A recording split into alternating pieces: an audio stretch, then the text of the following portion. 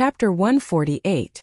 The shaman seemed to have known that Xiaoxian would come up the mountain, so he just sat in the stone house and waited. The guards at the door smiled kindly when they saw Xiaoxian. The shaman is waiting inside. One of them whispered to Xiaoxian. Thank you. Xiaoxian thanked them and walked into the house. Seeing the shaman sitting there, Xiaoxian felt that the shaman was very tired, not physically but mentally. It seemed that the shaman had aged a lot in the past year. Xiaoxian walked to the low stone table and sat down, asking, "Are you okay?" The shaman nodded with a smile. The wrinkles on his face were deeper because of the changes in his face. Looking at Xiaoxian carefully, the shaman was very pleased. How was the journey? Very good. I learned a lot. I will draw it for you when the time comes. Of course, you have to provide some animal skins and pigments. I don't have them now. Although Xiaoxian had said that he would draw the experience of this journey in the form of a scroll, there were too many things that he had experienced, so it was impossible to draw everything. There were some things that Xiaoxian had to mention to the shaman. As for the eagle that led the way, the high mountain range, the ice field at the top of the mountain, the mysterious eagle mountain, and the strange white insects, Xiaoxian would describe them in detail and draw them on the Wu roll. The shaman listened very carefully. Sometimes he would think about the records passed down by his ancestors. He didn't interrupt and let Xiaoxian talk. He was afraid that he would miss some details if he interrupted. When Xiaoxian finally finished, the shaman was still in a daze. It took a while for him to come back to his senses. The eagle mountain really exists. The shaman sighed. When he saw the little bird that Xiaoxian took out, he knew that it would grow into a big bird. Xiaoxian once asked him if he had ever thought about going outside the tribe to find people from other tribes. In fact, the shamans had thought about this for a long time. This was something that every shaman had thought about, but no one had succeeded. When the shaman saw the eagle, he had an idea. He thought, what if one day, the eagle could grow up smoothly and grow big enough to fly over the surrounding obstacles and go to places further away where the warriors of the tribe could not reach. According to the ancestral records, the giant mountain eagles were a race that did not fear the peak of the mountain. When they see a tall mountain, they will not think of avoiding it, but of conquering it. In every hunting ground, there were mountains that the warriors couldn't climb over, blocking their way forward. When they hunted, they would avoid those places. Even the ancestors who opened up the hunting route back then avoided those mountains. Unless they found another route to pass through that mountain, they would go around it. If they couldn't go around it, they would change their route. The others in the tribe didn't know that the ancestors had encountered many obstacles when they were setting up hunting routes. In the end, they had to give up the original route and change it to the current ones. What stopped the warriors were not the bloodthirsty, ferocious beasts, but the mountains, the wide rivers, and the dangerous places. But if there was a giant mountain eagle that could fly directly over the mountains, then all the obstacles would be overcome. If the eagle was lucky enough to survive and grow up smoothly, even if the shaman couldn't see it in his lifetime, he would write his thoughts on the animal skin scroll and pass it on to the next shaman, and the one after that, and even the successor of the shaman hundreds of years later. He hoped that they would be able to see the day when they could truly go out. That was why he gave Cha-Cha better protection than Caesar on the first day he saw him. But now he didn't expect that Xiaoxian could take Cha-Cha to the Eagle Mountain and help Cha-Cha complete the first stage of his growth. Everything seemed to be full of hope. A few years ago, he was very excited about opening up a new route. However, after Xiaoxian mentioned to him about the outside tribes, he felt that compared to going out, whether it was opening up a new route or other things, they were not important. That was why he was so calm when Ta and Gigu were fighting. But he wouldn't tell anyone about this. After all, in the eyes of others, there were many things that were illusory and unreal. As the spiritual leader of the tribe, he couldn't act on impulse when he wasn't absolutely sure. Good. Very good. Xian, next time you come here, bring Cha-Cha with you. The shaman said happily. Yes, next time I'll bring him with me. He has grown so much that he can't fit in the room. Xiaoxian said. When he heard that Cha-Cha had grown so big that he couldn't fit in the room, the shaman smiled so widely that his eyes narrowed. He couldn't wait to call Cha-Cha over and praise him. Xiaoxian looked at the overjoyed shaman and scratched the goosebumps on his arm. He wanted to say something but stopped himself. The shaman was a little emotional now. Should he say that now or find another chance to say it? At his age, he couldn't take it anymore. What are there other changes? The shaman's smile faded as he asked, "This? Well, how far do you think the outside tribes are from us?" Xiaoxian asked. The shaman's smile reappeared, full of expectation. "As long as Cha-Cha grows strong enough, he can find other tribes. Believe me, that day will come." Then, the shaman became a little disappointed and sighed. "But maybe I won't be able to see that day." Xiaoxian didn't say anything. He only reached into the animal's skin bag and took out the stone that the giant eagle had given him. He took it out and placed it on the stone table in front of him. After returning, Xiaoxian carefully cleaned the stone again. This time there was no strange smell. As for the shamaness, when she saw what Xiaoxian had placed on the stone table, she sighed and froze. The shaman seemed to be frozen. He maintained his posture and even his expression was frozen. Only his eyes were fixed on the palm-sized flat stone that Xiaoxian had placed on the stone table. Gurgle gurgle. The shaman wanted to say something, but he only made some meaningless sounds, as if there was something stuck in his throat. "Hey, are you okay? Calm down a little. Take a deep breath, inhale."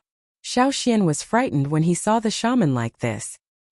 He waved his hand in front of the shaman's eyes and quickly patted his back. "Take a deep breath like this, huff." Xiaoxian, who was standing in front of the shaman, was pushed to the side by the shaman. The shaman's whole body was trembling. When he raised his hand and reached for the stone, his hand was shaking so hard that if he was holding a ladle of soup, the soup would be gone. Seeing that the shaman had finally calmed down, Xiaoxian sat back down. "I didn't finish. This stone was given to me by a very large eagle.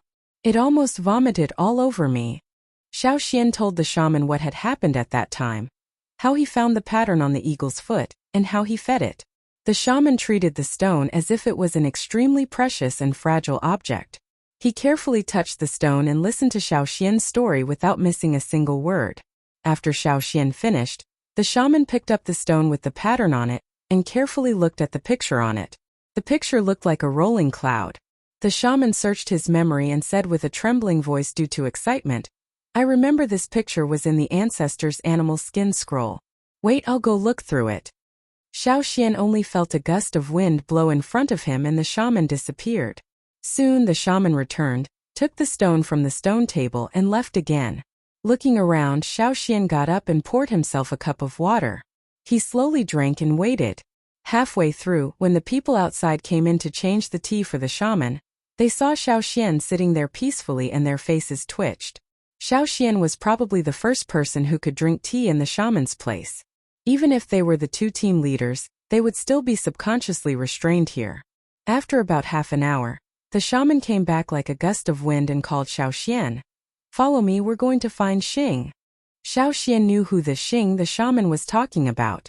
When he came here in the past, he saw Xing a few times. That person was older than the shaman, and it was said that many of his ancestors had been leaders and shaman. His words had more weight in the tribe, and when there were important matters to discuss, he would be called over. However, that old man didn't seem to be easy to talk to. Xiaoxian remembered that the old man's gaze was not good. It was like a knife, as if he couldn't wait to cut him a few times. The shaman took Xiaoxian out of the stone house and went to another place on the mountain. At this time there were many people chatting outside. As they were talking, they saw the shaman quickly move his old legs and whiz past them. They didn't even have time to salute. "That's the shaman?" a warrior said. "It seems so. What happened? Why is the shaman so anxious? Didn't you see who was following behind the shaman? They seem to be heading towards Lei's house. Lei's grandfather is Xing." At this, a few people had an "I understand" look on their faces. It seemed that the shaman was going to fight for a spot with Xiaoxian. In Gigu's hunting team, although he was the team leader, he would often listen to Xing's opinions. If the shaman asked for a spot for Xiaoxian, it was unknown if Xing would agree. As for adding another person, that was even more impossible. Back then, when he swore to the fire seed by the fire pit, he said that there would only be 30 people. There wouldn't be one more person and there wouldn't be one less. At this moment, Xing was sitting in the house with his eyes half closed, deep in thought. Xing's father had once told him earnestly, "You have to have a long-term vision. Don't just look at the people around you." Therefore, Xing felt that it was too monotonous for his descendants to be limited to the original hunting route. If they were going to do something, they should do something big. Opening up a new hunting route would be a glory that no one, other than their ancestors, could achieve in hundreds of years. This kind of glory would naturally be shared by his own people. As for the others, he didn't care. Thinking about what Lei had said when he came back, Xing snorted heavily. Why would the shaman treat the people on the mountain badly for a kid from the foot of the mountain? As he was thinking, the shaman had already brought Xiaoxian over. Because it was the shaman, no one in the family dared to stop him. Although he was older than the shaman and had a higher status in the tribe, he still had to respect the shaman. Xing stood up and bowed to the shaman. As for Xiaoxian, who was beside the shaman, he pretended not to see him. Xian closed the door. The shaman said to Xiaoxian, who was behind him. Xing's room was different from the others, who only used animal skin or grass curtains. Instead, there was a wooden plank. Xiaoxian pulled the plank horizontally, blocking the view of the people outside the room. Seeing the shaman like this, Xing was also angry. He was about to say something when he saw the shaman carefully place the item in his hand on the table beside him. All of Xing's anger, all of his words, was replaced by another emotion the moment he saw this stone. The muscles on his face were twisted, probably because his emotions were too complicated and he was too agitated. Xiaoxian felt the goosebumps on his arms increase. Chapter 149. Xiaoxian knew that tribesmen would be very curious about things from other tribes. However, for someone like Xing, who always had a serious expression on his face, it was hard to believe that he would be so excited. Xing's nostrils flared and his nostrils flared. His breathing became hurried, each breath heavier than the last. His old face was flushed red. This is... Xing carefully picked up the stone and examined it carefully. At his age, whether it was hunting or crafting stone tools, he had more experience than most people in the tribe. Naturally, he could tell that this stone had not been crafted for too long. Perhaps it was only a few years or at most a dozen years. However, if this stone was not left behind by the ancestors, then where did it come from? Thinking of how the shamaness rushed over, if it was just for a kid from the foot of the mountain, it really shouldn't be. Then the shamanist's main purpose was naturally this stone. Thinking of this, Xing no longer cared about the 30 spots, the opening of a new route, or the competition between the two sides. The only thing he wanted to know now was the origin of this stone. The shamanist sat there, not as anxious as before. Although her breathing was still a little unstable, and the hand holding the walking stick was still trembling, her face had already returned to her usual calm and profound self. This is the reason why I came, the shamanist said. Just as Xing subconsciously leaned towards the shamanist, pricking up his ears to listen carefully, the shamanist said slowly with a slightly trembling voice, Xian, tell Lao Xing, how did you get this stone? Xing was stunned, his eyes widening as he looked at Xiaoxian. The shamanist's words had stunned him. What, this stone was obtained by Xian? Where did he get it from? No, this kid had disappeared for almost a year. You hurry up and tell me. In front of Xiaoxian, Xing's tone was not as pleasant. He couldn't control his impatience and his usual style of speaking made it sound like he was interrogating someone. His eyes were like two sharp knives, itching to stab you in the face. However, Xiaoxian did not mind Xing's tone. With the shamaness here, Xing could not do anything to him. It's like this. Xiaoxian briefly explained the origins of the stone. Seeing how anxious Xing was, he skipped a lot of details and only emphasized how he obtained the stone. Hui. It's the Hui tribe. Xing's eyes were bloodshot as he looked at the shaman and said, You came here to confirm it, right? The shaman nodded. So, I hope you can take that thing out and let me have a look. Taking in a deep breath, Xing carefully placed the stone in his hand back, as though he was dealing with a fragile object. Every single movement he made was done with extreme caution. He controlled his strength, fearing that he might accidentally break a corner of the stone. If the members of the Xing clan were to know that the usually resolute and domineering Xing had such a gentle attitude, their jaws would probably drop in shock. Xing's room was about 20 square meters. Aside from a stone table, a few wooden chairs, and a bed, there was also an especially large stone vat with boxes of various sizes inside. Half kneeling on the ground, Xing opened the stone vat and reached out with both hands to take out a stone box. Just like before, he was also very careful. Every single movement seemed to have been carefully thought out. Xiaoxian also noticed that when Xing looked at the stone box, his eyes were filled with reverence. His emotions were very passionate. His originally sharp gaze was now focused on the stone box, as though everything around him was nothing. Carefully placing the stone box on the table, Xing opened it. Xiaoxian stretched his neck to take a look. Inside there was another box. Between the big and small boxes, there were some wood shavings. Obviously they were there to act as a buffer. Xing took out the small box and carefully wiped away the wood shavings on the outside. His gentleness was completely different from the way he usually beat someone up. He opened the lid. Inside there were also some wood shavings. In the middle there was something wrapped in thick beast skin. Xiaoxian had hunted for so long, so he could naturally tell the quality of this beast skin. It was the beast skin of a high-grade beast. Generally, the beast skin of a high-grade beast was very hard, but there were also soft parts. It was just that it was relatively rare. High-quality stone, special wood shavings, and this rare beast skin were all used to protect the thing inside. This made Xiaoxian even more curious as he stared at Xing's actions. Xing carefully and attentively carried the item out of the bag. He opened the animal skin and the item inside was immediately presented to Xiaoxian's eyes. Xiaoxian stared at the table. The thing that Xing and the shaman were eagerly looking at like an extremely precious treasure. He blinked again and looked over again. Xiaoxian didn't know what kind of expression he should show to express his current feelings. He only felt a group of forest raccos running over and over again in his heart. Before this, based on the shaman and Xing's attitudes, and based on what they said, he deduced that Xing might have something from an external tribe, and that it was extremely precious. Hence, Xiaoxian thought that it was probably a rare treasure. For example, the ice blocks he saw in the mountains near Eagle Mountain, or the skin and silk of white worms or fire crystals, or even something more rugged like a part of a high-grade beast, which the tribesmen loved to treasure. But he didn't expect to see something so unexpected. The thing that Xing was carefully treating was a clay pot, and it was a colored pottery. There were some drawings on the pot, and the style was similar to the drawings on the stone he brought back. Every stroke was curled like a whirlpool. Seeing Xiaoxian staring blankly at the pot on the table, Xing couldn't help but smile. "You've never seen it before, right?" Xing smiled proudly. Xiaoxian. Dumbfounded. Xing continued to smile proudly. Xiaoxian. "This is a treasure passed down from my ancestors.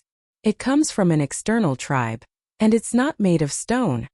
Xing felt that Xiaoxian, this kid from the foot of the mountain, was ignorant. He probably didn't know how precious this pot was, because until now the tribe had never successfully made a single piece of pottery. Even if they had the animal skin scroll passed down from their ancestors, they had never succeeded. Later on, the items left behind from thousands of years ago naturally became priceless treasures of the tribe. They carried too many unspeakable secrets of the tribe, and the families who kept these pots naturally developed a sense of superiority. Although these pots were very fragile, and although they didn't bring much strength to the totemic warriors, even if others took out the most powerful beast, they wouldn't trade it away. Like that family, they also have a treasure passed down from their ancestors. It's also a pot, but it's a pity that their pot doesn't have any drawings on it.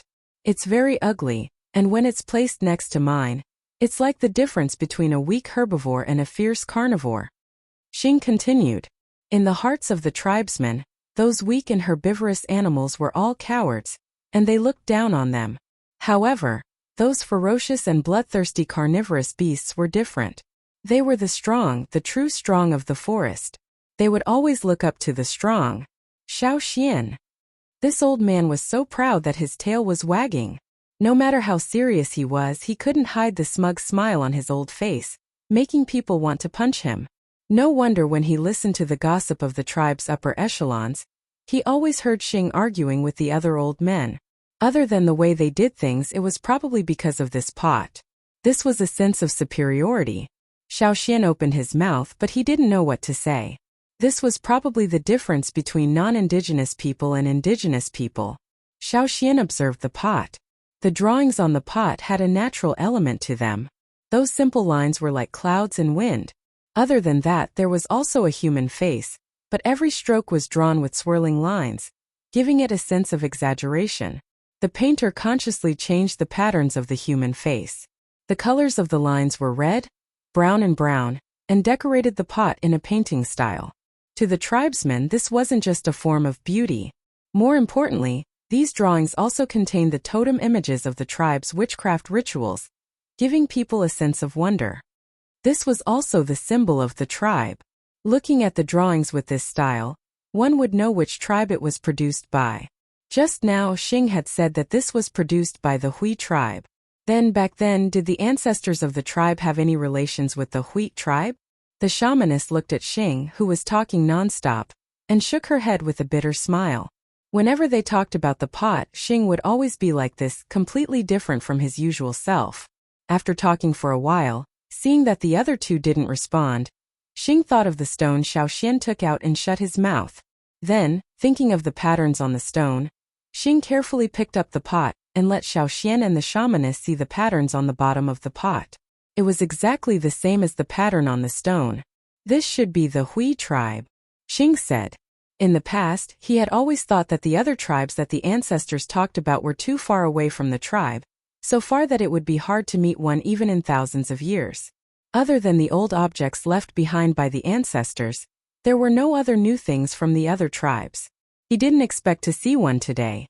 Didn't this mean that in his lifetime, he would be able to see things from other tribes like the Hui tribe or people?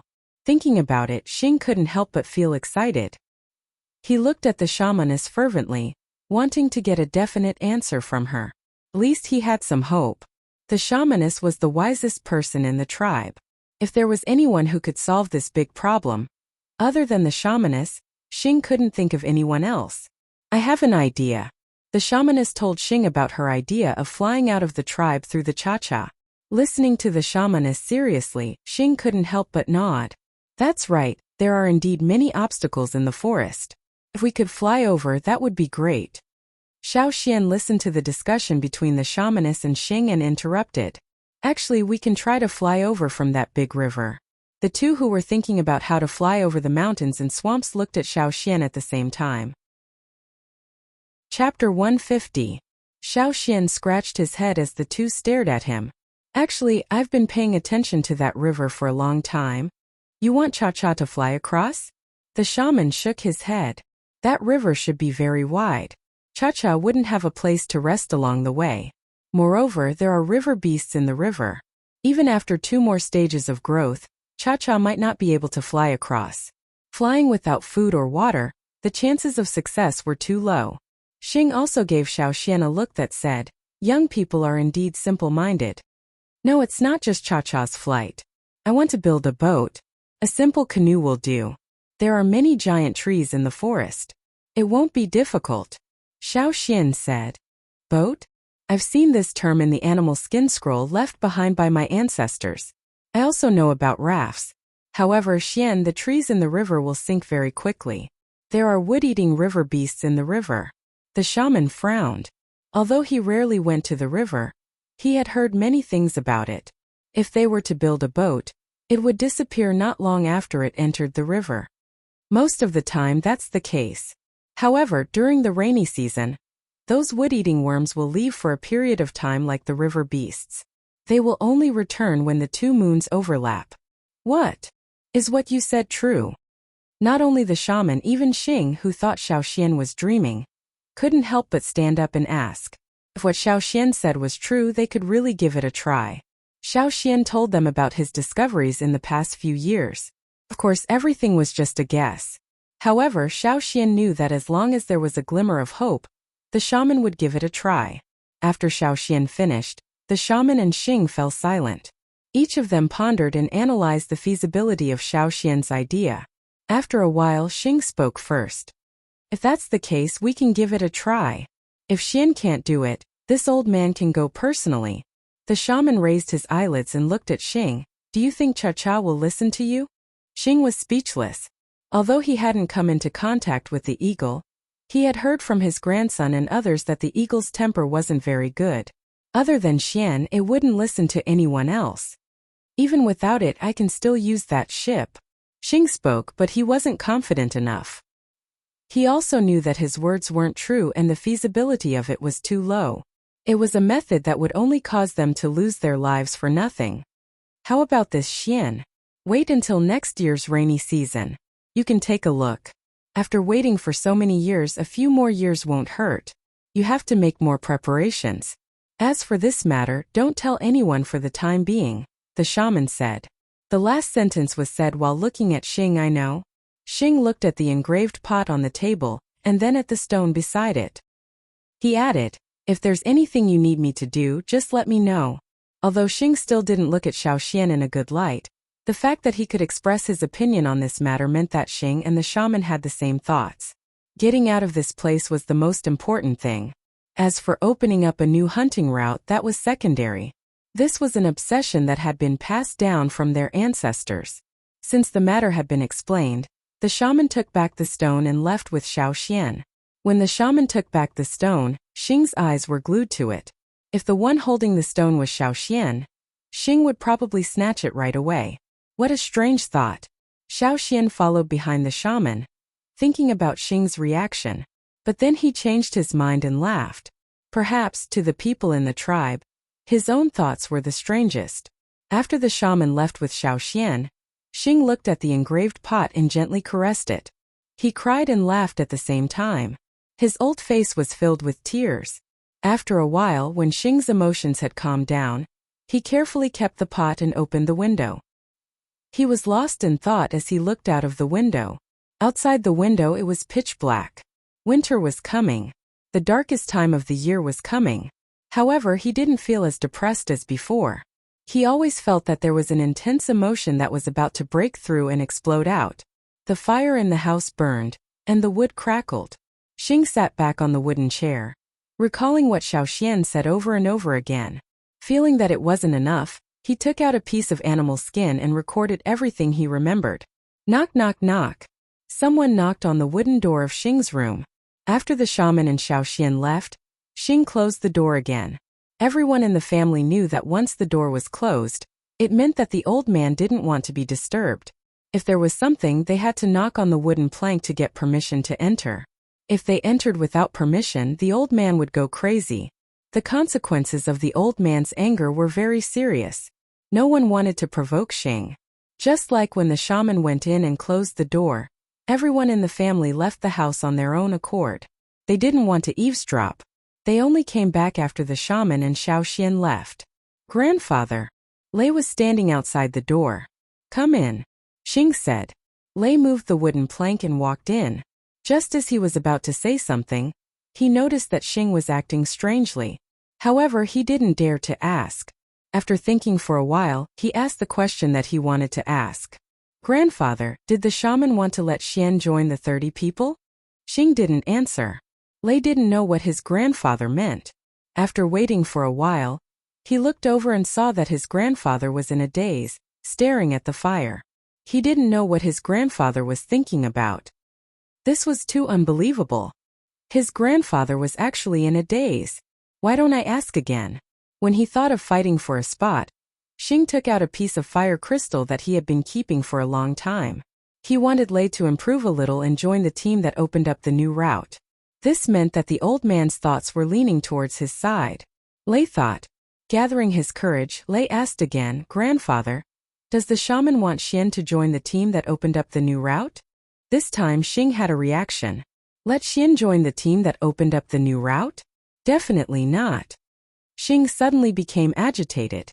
That's right. If you want to give it to someone, you should give it to someone on our side. Lei agreed. However, before Lei could finish his disdainful words about Xiaoxian, he heard his grandfather say, opening up the new route is too dangerous. If Xian goes in, he might be injured or killed by a fearsome beast. What should we do then? Definitely not. He can't be injured and he can't die. Lei. Grandfather. The grandson that you personally recommended to join the hunting team that opened up the new route is still standing in front of you. Xing didn't see the struggle on Lei's face. Even if he did, he wouldn't care. What he was thinking now was what to do. After the conversation just now, he didn't want Xian to go out with the hunting team, not to mention opening up a new route that was even more dangerous. Don't let Xian join the hunting team? However, if he didn't have enough training when he left in the future, he would have to face more unknown factors and more severe challenges.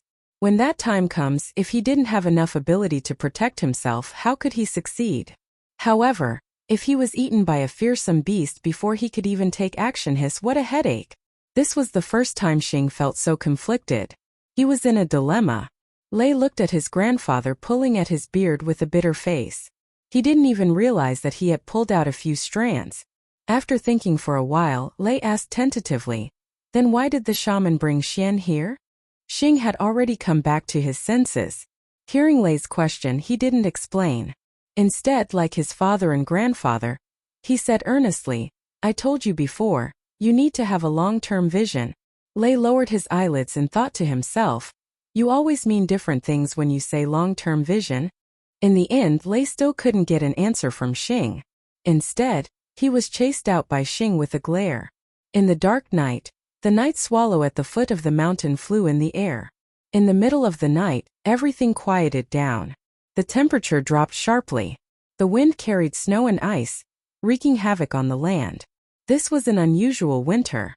In this winter, the shaman didn't take care of other things. He handed it over to the other assistants and asked Guizhe to start training. Every time Xiaoxian went up the mountain to look for the shaman, Xing would brave the wind and snow to run over.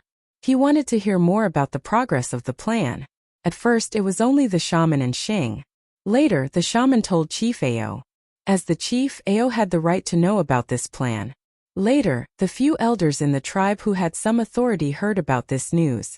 Hence, the moment Xiaoxian went up the mountain, the elders and the chief all ran to the shaman. However, they didn't want to tell the two team leaders about this because the two team leaders had to focus on opening up a new route. It wouldn't be good if they were distracted. Because of this, the two team leaders were very depressed. They always felt that they were outside the core of the tribe. No matter which camp these elders belonged to, no matter what they thought of Xiaoxian, after knowing about the plan of the shaman and Xiaoxian, they all made the same decision. For the sake of the shaman and Xiaoxian's plan, they would do their best to help. No, they didn't have much time left. Compared to the young men who had more time, they hoped that before they died, they would know whether this plan was successful or not. That was enough. As for walking out of this place, it was an extravagant hope for them. Humans shouldn't be too greedy. Just like the ferocious beasts in the forest, sometimes they didn't know how to be content. Instead, they would lose their lives in vain. However, some people always had this extravagant hope. They thought that perhaps one day, they would be able to walk to the place in the stories told by their ancestors and see other humans besides their own tribe members. When winter ended and the earth warmed up, the tribe became lively again. When they were preparing for the sacrificial ceremony, Xiaoxian was chosen to dance again. This made many people unhappy, especially the young warriors. In the past, when Xiaoxian found the fire crystals and was chosen, they didn't have any objections. However, Xiaoxian hadn't been in the tribe for the past year. What merit did he have? However, they found that no matter how dissatisfied they were, even if they complained to the elders who were in the opposite camp, they only got one sentence. He deserves it. The two team leaders also had a headache. Recently, there were always people coming to them to talk about Xiaoxian, but they really didn't know. When they went to the shaman, the chief, or the other elders, they only got one sentence. Don't think about other things. Continue to open up new routes. Chapter 151. The tribe looked the same as before, but upon closer inspection, it wasn't hard to notice that many changes were happening quietly. Then, when everyone gathered together to discuss, they realized that there were so many situations that were different from the past. For example, there were always a few old figures walking back and forth by the river in front of the tribe. Not only them, but even the chief often wandered by the river, which made the people living in the mountain foot area very curious. Even if they were not catching fish, they would go to the river from time to time. Gradually, they formed a habit of going to the river when they had nothing to do. Maybe they could meet a senior leader of the tribe and talk about life. And the people in the mountain also found that those bad-tempered old men were very nice to Xiaoxian. They couldn't believe it. Later, even the two team leaders looked at Xiaoxian with strange eyes. There was another thing that puzzled everyone. During the rainy season, several important people on the mountain actually braved the rain and ran to the river every day. This was something that had never happened before. The words passed down from generation to generation made the warriors in the tribe afraid of the river. In recent years, the situation became a little better after fishing, but it was not enough to make those important people in the mountain come to see it, right? Those who were confused continued to be confused, and those who were looking forward to it continued to look forward to it. It was another rainy season. In this year, Xiaoxian's body was 16 years old. After the ceremony, several important people in the mountain began to lose sleep every day. They were nervous and excited, and gathered together to discuss whether the plan needed to be changed. Looking for wood, building boats, making sails, and so on, a series of movements could not be hidden from too many people.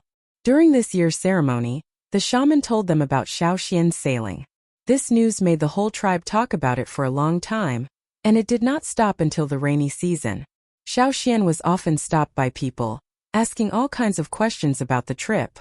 Everyone in the tribe had a strong sense of expectation. Although they did not understand a lot of what the shaman said, it did not mean that they were not looking forward to it. During the rainy season, torrential rain descended. The river overlords roared as they headed downstream in groups. Those wood-eating bugs also gradually left. Most of the creatures in the river followed the giant beasts downstream. When the two moons met again, they would return from the sea.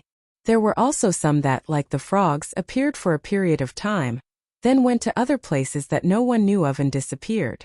This time, Xiaoxian planned to use the time between the end of the rainy season and the reunion of the two moons to sail the boat. At the end of the rainy season, everyone in the tribe, from the top of the mountain to the bottom of the mountain, from the elderly to the children, put down other things at hand and gathered beside the path of glory. Move it out. The shaman stood at the top of the mountain and said. Ao and the two team leaders, as well as a few able-bodied warriors, carefully moved the canoe out of the wooden shed. The canoe was nearly 3 meters wide at its widest point and 10 meters long. It was shaped like a shuttle. The reason why it was so big was to make it easier for Cha-Cha to rest inside. If it was only Xiaoxian, there would be no need for such a big canoe. Xiaoxian had to choose the type of tree that was used to make the canoe. The hunting team had gone out to find all kinds of samples and brought them back for Xiaoxian to choose. After Xiaoxian had made his choice, Ao and the others went to cut down the best tree and brought it back. The canoe was made by Xiaoxian and several of the tribe's top stoneware craftsmen, including Old Ku. They hollowed out the middle of the tree they had cut down and made a large and nimble canoe. The canoe was relatively simple to make, and there was no risk of it falling apart. The blueprint was also drawn by Xiaoxian himself. When he was drawing, he also consulted the other old warriors in the tribe. Maybe they didn't know anything about canoes, but they knew some useful techniques. Xiaoxian then made some changes based on their suggestions. After the blueprint was finished, the stoneware craftsmen went to cut down a lot of wood to practice at home. After all, there was a big difference between wood and stoneware, so they didn't dare to do anything rashly. When they were confident and got the hang of it, they would come back to finish the canoe together. This canoe wasn't that heavy for many totem warriors in the tribe. Normally they could even carry stones, so how hard would it be for them to carry wood?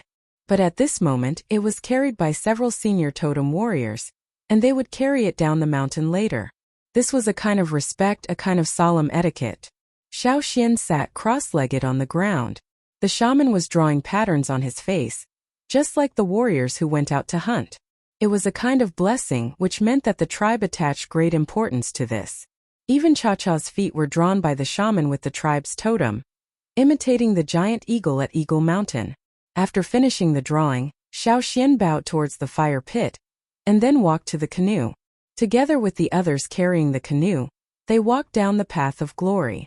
Cha-Cha directly flew up into the air and flew over. Behind the canoe, the shaman and the other elders of the tribe followed. Some of them were excited, some were worried, and some looked calm, but the twitching of their muscles showed that they weren't. At this time, many people were easily overthinking, worrying about their gains and losses. This was related to the ancestors' wishes, so how could they be calm? Beside the path of glory, the crowd followed the canoe. Adults with children, disabled people with crutches, or supported by others followed closely. Everyone sang the hunting song, and the prayer song. At first, only the people on the mountain sang, but soon the people at the foot of the mountain sang as well. The whole tribe sang the same song with the same rhythm and pace. Some were young, some were old, some were sharp, and some were rough. To them, singing represented everything they were feeling at the moment. Most of the people in the tribe weren't good at expressing their emotions and thoughts. Singing was a form of expression. This was the first time they sang the hunting song, without the impatient killing intent before the hunt. Instead, they sang with fearlessness, without fear, and with hope. On this day, the whole tribe collectively sent Xiaoxian off. What was on the other side of the river? They didn't know, and they never thought of finding out. In many people's eyes, Xiaoxian's actions were worthy of respect, but they didn't think that Xiaoxian could safely cross the river. This river was too dangerous. What a brave warrior!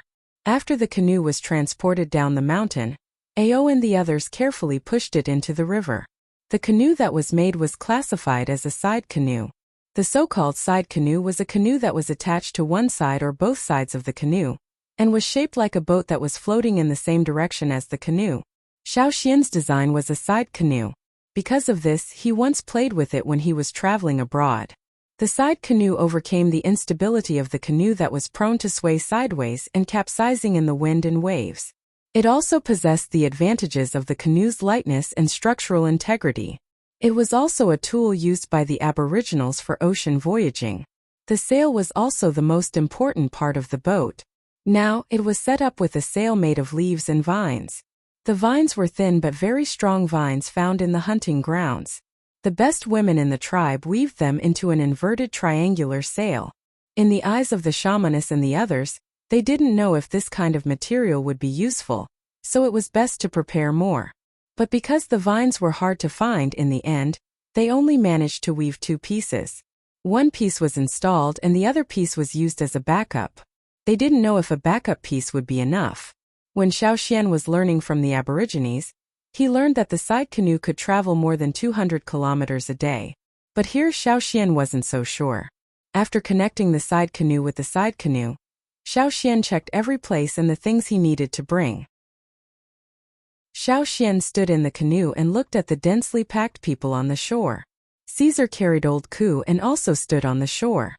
He looked at Xiaoxian and Cha-Cha who landed in the canoe. He also wanted to follow, but Xiaoxian couldn't bring him along. If there was any danger on the river, Xiaoxian could let Cha-Cha carry him. But Caesar couldn't, and Cha-Cha couldn't carry him. If Cha-Cha was about the same size as the giant eagles in Eagle Mountain, he could carry many people. Unfortunately, Cha-Cha was still small. Goodbye. I'm leaving. Xiaoxian bowed to the people on the shore. Under the leadership of the shamaness and the chief, the people on the shore also bowed to Xiaoxian. This was a situation that had never happened in thousands of years. To the people of the tribe, Xiaoxian was their hope to leave this place. If Xiaoxian didn't succeed, then no one knew how long it would take for them to leave this place. Maybe even after 1,000 years they would still be stuck in the same place. With a pull of the sail, the canoe sailed away with the wind. The sail was very big. If it weren't for the totemic warrior's great strength, Xiaoxian might not be able to operate it. Cha-Cha, the big guy, stood in the canoe and looked around curiously. To him, this was a very novel experience. He could actually stand on the river. However, such a big boat was still too small for Cha-Cha. After standing for a while, he flew up to the sky and flew in the direction Xiaoxian pointed. He still had more freedom in the sky. When he was tired of flying, he would return to the boat to rest. On the shore, the prayer song sounded. It was a collective chorus. Xiaoxian looked back and saw that the people on the shore were getting smaller and smaller. The house on the mountain gradually became a blurry dot. The mountain that he had lived in for nearly 8 years was gradually disappearing at the point where the water met the sky, just like the riverbank. Besides the sound of the wind, there was no other sound. Looking at the direction of the sun in the sky and feeling the slight change in the wind, Xiaoxian adjusted the sail and looked ahead. Chapter 152. Sailing on the river was very boring, but they had to be vigilant at all times to prevent anything from jumping out of the water. They also had to pay attention to the direction of the wind, so they didn't have to go back after traveling for half a day. From the end of the rainy season, the day they set off, until the 2 moons coincided, Xiao Xian calculated that there was less than 30 days of safe time. Xiao Xian didn't know how wide the river was, so he could only try his best to go forward. If he still couldn't see the situation on the other side of the river after 15 days, then he could only turn back. Otherwise, the river level would drop rapidly and eventually fall into a bottomless abyss. At that time, even if he wanted to fly, he wouldn't be able to. The piranhas in the river were very active. Without the suppression of other giant beasts from time to time, some energetic fish would jump out of the water and bite each other. At first, there were only some small piranhas near the tribal river. But as they sailed, Xiao Xian saw many larger piranhas jump out of the water. A piranha nearly 4 meters long suddenly jumped out of the water, jumping high from one side of the canoe to the other. As it jumped, it opened its mouth wide. Before, when there were piranhas that jumped out, Xiao Xian only avoided them and didn't attack. But now, the target of this one was obviously Xiao Xian. He controlled the sail with one hand, making it avoid the big fish's path. At the same time, the tip of his foot picked up a wooden stick next to him. After catching it with his free hand, he directly hit the fish's body. The friction between the stick and the air made a whooshing sound. He didn't use a spear but a hard wooden stick. He hit the fish hard, but he couldn't immediately make it bleed. If blood splashed, the surrounding piranhas would be attracted. At that time, Xiao Xian's hands wouldn't be able to handle it. A few fish scales were whipped out, and the piranha that was hit by the stick fell back into the water. Before it could find a target for revenge, it was surrounded by other piranhas. On its body, where it was whipped by the wooden stick, where the scales fell off, there were traces of blood slowly oozing out. These blood vessels were like stimulants, stimulating the energetic piranhas around them. After whipping away the piranha, Xiao Xian put away the sail. At the same time, Cha-Cha, who was in the air, flew down, grabbed a rope and flew up again. The other end of the rope was tied to the canoe, and Cha-Cha pulled the canoe, quickly moving it away from the bloody river. The current wind direction was not suitable for using sails, so Xiao Xian kept the sails and let Cha-Cha continue pulling. When it was tired, it would return to the canoe to rest and use the wind and the sails to continue forward. Sometimes, in addition to these piranhas of different sizes, there were other fish, but those fish were only active in the water and would not jump up to cause trouble. However, if someone went into the water, it would be hard to say. As Xiao Xian was controlling the sail, he saw a fish that was much longer than the canoe slowly swimming past them. Because it was close to the surface of the river, the patterns on the fish's body could be clearly seen. Part of its spiked fins could also be seen. There were many such fish, but as long as these fish did not attack the canoe, it did not matter. Earlier, there was a big fish, probably curious about the canoe, that used its head to hit the canoe, nearly capsizing the canoe. Xiao Xian had Cha-Cha quickly pull the canoe away, but the fish did not give up, continuing to hit the canoe until Xiao Xian had Cha-Cha stop and let the fish hit the canoe a few times. Finally, the fish felt bored and left. Fish had all kinds of habits. They had to travel during the day, so they could not sleep at night. Cha-Cha stood inside the canoe to rest, while Xiao Xian had to adjust the sail after a short nap. He also had to maintain vigilance. Although it was difficult and there would be problems every day, they were all small problems that could be solved. Xiao Xian counted the number of days and roughly estimated the distance they had traveled. It had been 8 days, but they still did not see the riverbank, nor did they see any small islands or other places that protruded from the surface of the river. All they could see was the river water. He took out the roasted meat jerky from the animal skin bag and ate some. He also drank the water on the boat sparingly. Before he finished drinking the water, Xiao Xian would not drink water from the river. Cha-Cha ate in the air. Sometimes when it caught a fish, it would directly fly in the air, a little further away from the canoe. This way, the dripping blood would not cause any trouble for the canoe. While eating, Xiao Xian suddenly found a small island that protruded from the surface of the river diagonally ahead. He quickly adjusted the sail and headed there. However, as he got closer, Xiao Xian discovered that it was not a small island, but a huge fish. It was just that this fish was already dead, and was floating on the surface of the water. Moreover, Xiao Xian also discovered that there were many holes in the fish's body, which were bitten through. The fish, which was more than 20 meters long, was eaten until only its skeleton and a layer of incomplete skin was left. Xiao Xian could also see from the bitten holes that there were still things inside the fish's body that were still gnawing. There were some small fish inside with slender bodies. Looking at them alone, they were not conspicuous. But it was these small fish, which were not even as big as a palm, that gnawed this huge fish with sharp teeth and thick armor on its body until only its skeleton was left. Perhaps after a while even the bones and the skin full of holes would be gone. Xiao Xian quickly adjusted the sail and left this place. He also gestured to Cha-Cha, who had just finished eating in the air, to come down and see the fate of this huge beast. Be careful when you catch fish in the future. If you find these small fish, quickly throw them away. Xiao Xian said. Ao, when Cha-Cha saw the fate of the big fish, it shook its wings. It probably did not expect such a situation. After the canoe sailed a distance away, Xiao Xian looked back and saw that the big fish that was originally floating on the surface of the water was sinking. It was almost completely eaten. Perhaps sometimes those ferocious and huge fish were not the biggest threat to people sailing on the water. Those inconspicuous fish were more likely to cause danger. Xiao Xian thought that Cha-Cha would rest for a while before continuing to fly into the air to pull the canoe. Unexpectedly, Cha-Cha stood on the canoe like a quail, crouching there with its neck shrunk. Its head was looking up at the sky, as if there was something in the sky that it was afraid of. What's wrong? Xiao Xian asked as he tapped Cha-Cha's bird head. He did not see anything in the sky, but he felt a great pressure in his heart. Cha-Cha called out softly, but its neck shrunk even tighter. Its eyes were still staring at the sky, but it did not fly up. The canoe gradually came to a stop. The wind that was blowing the sails had also stopped. Xiao Xian looked at the sky. He soon realized that the clouds in the sky had dispersed, revealing a large empty area. It was really developing towards a cloudless sky. If it was any other day, this would indeed be considered a sunny day. But here it gave people a feeling of great pressure and fear. Not only Cha-Cha but Xiao Xian also felt a sense of trembling, not daring to move. However, the current situation had to be resolved.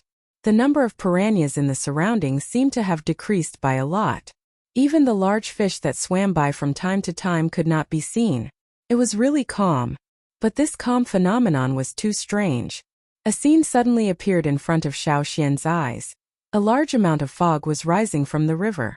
The fog looked very ordinary with a sense of boundless fog. However, to be able to use this method to warn Xiao Xian, it was definitely not something ordinary.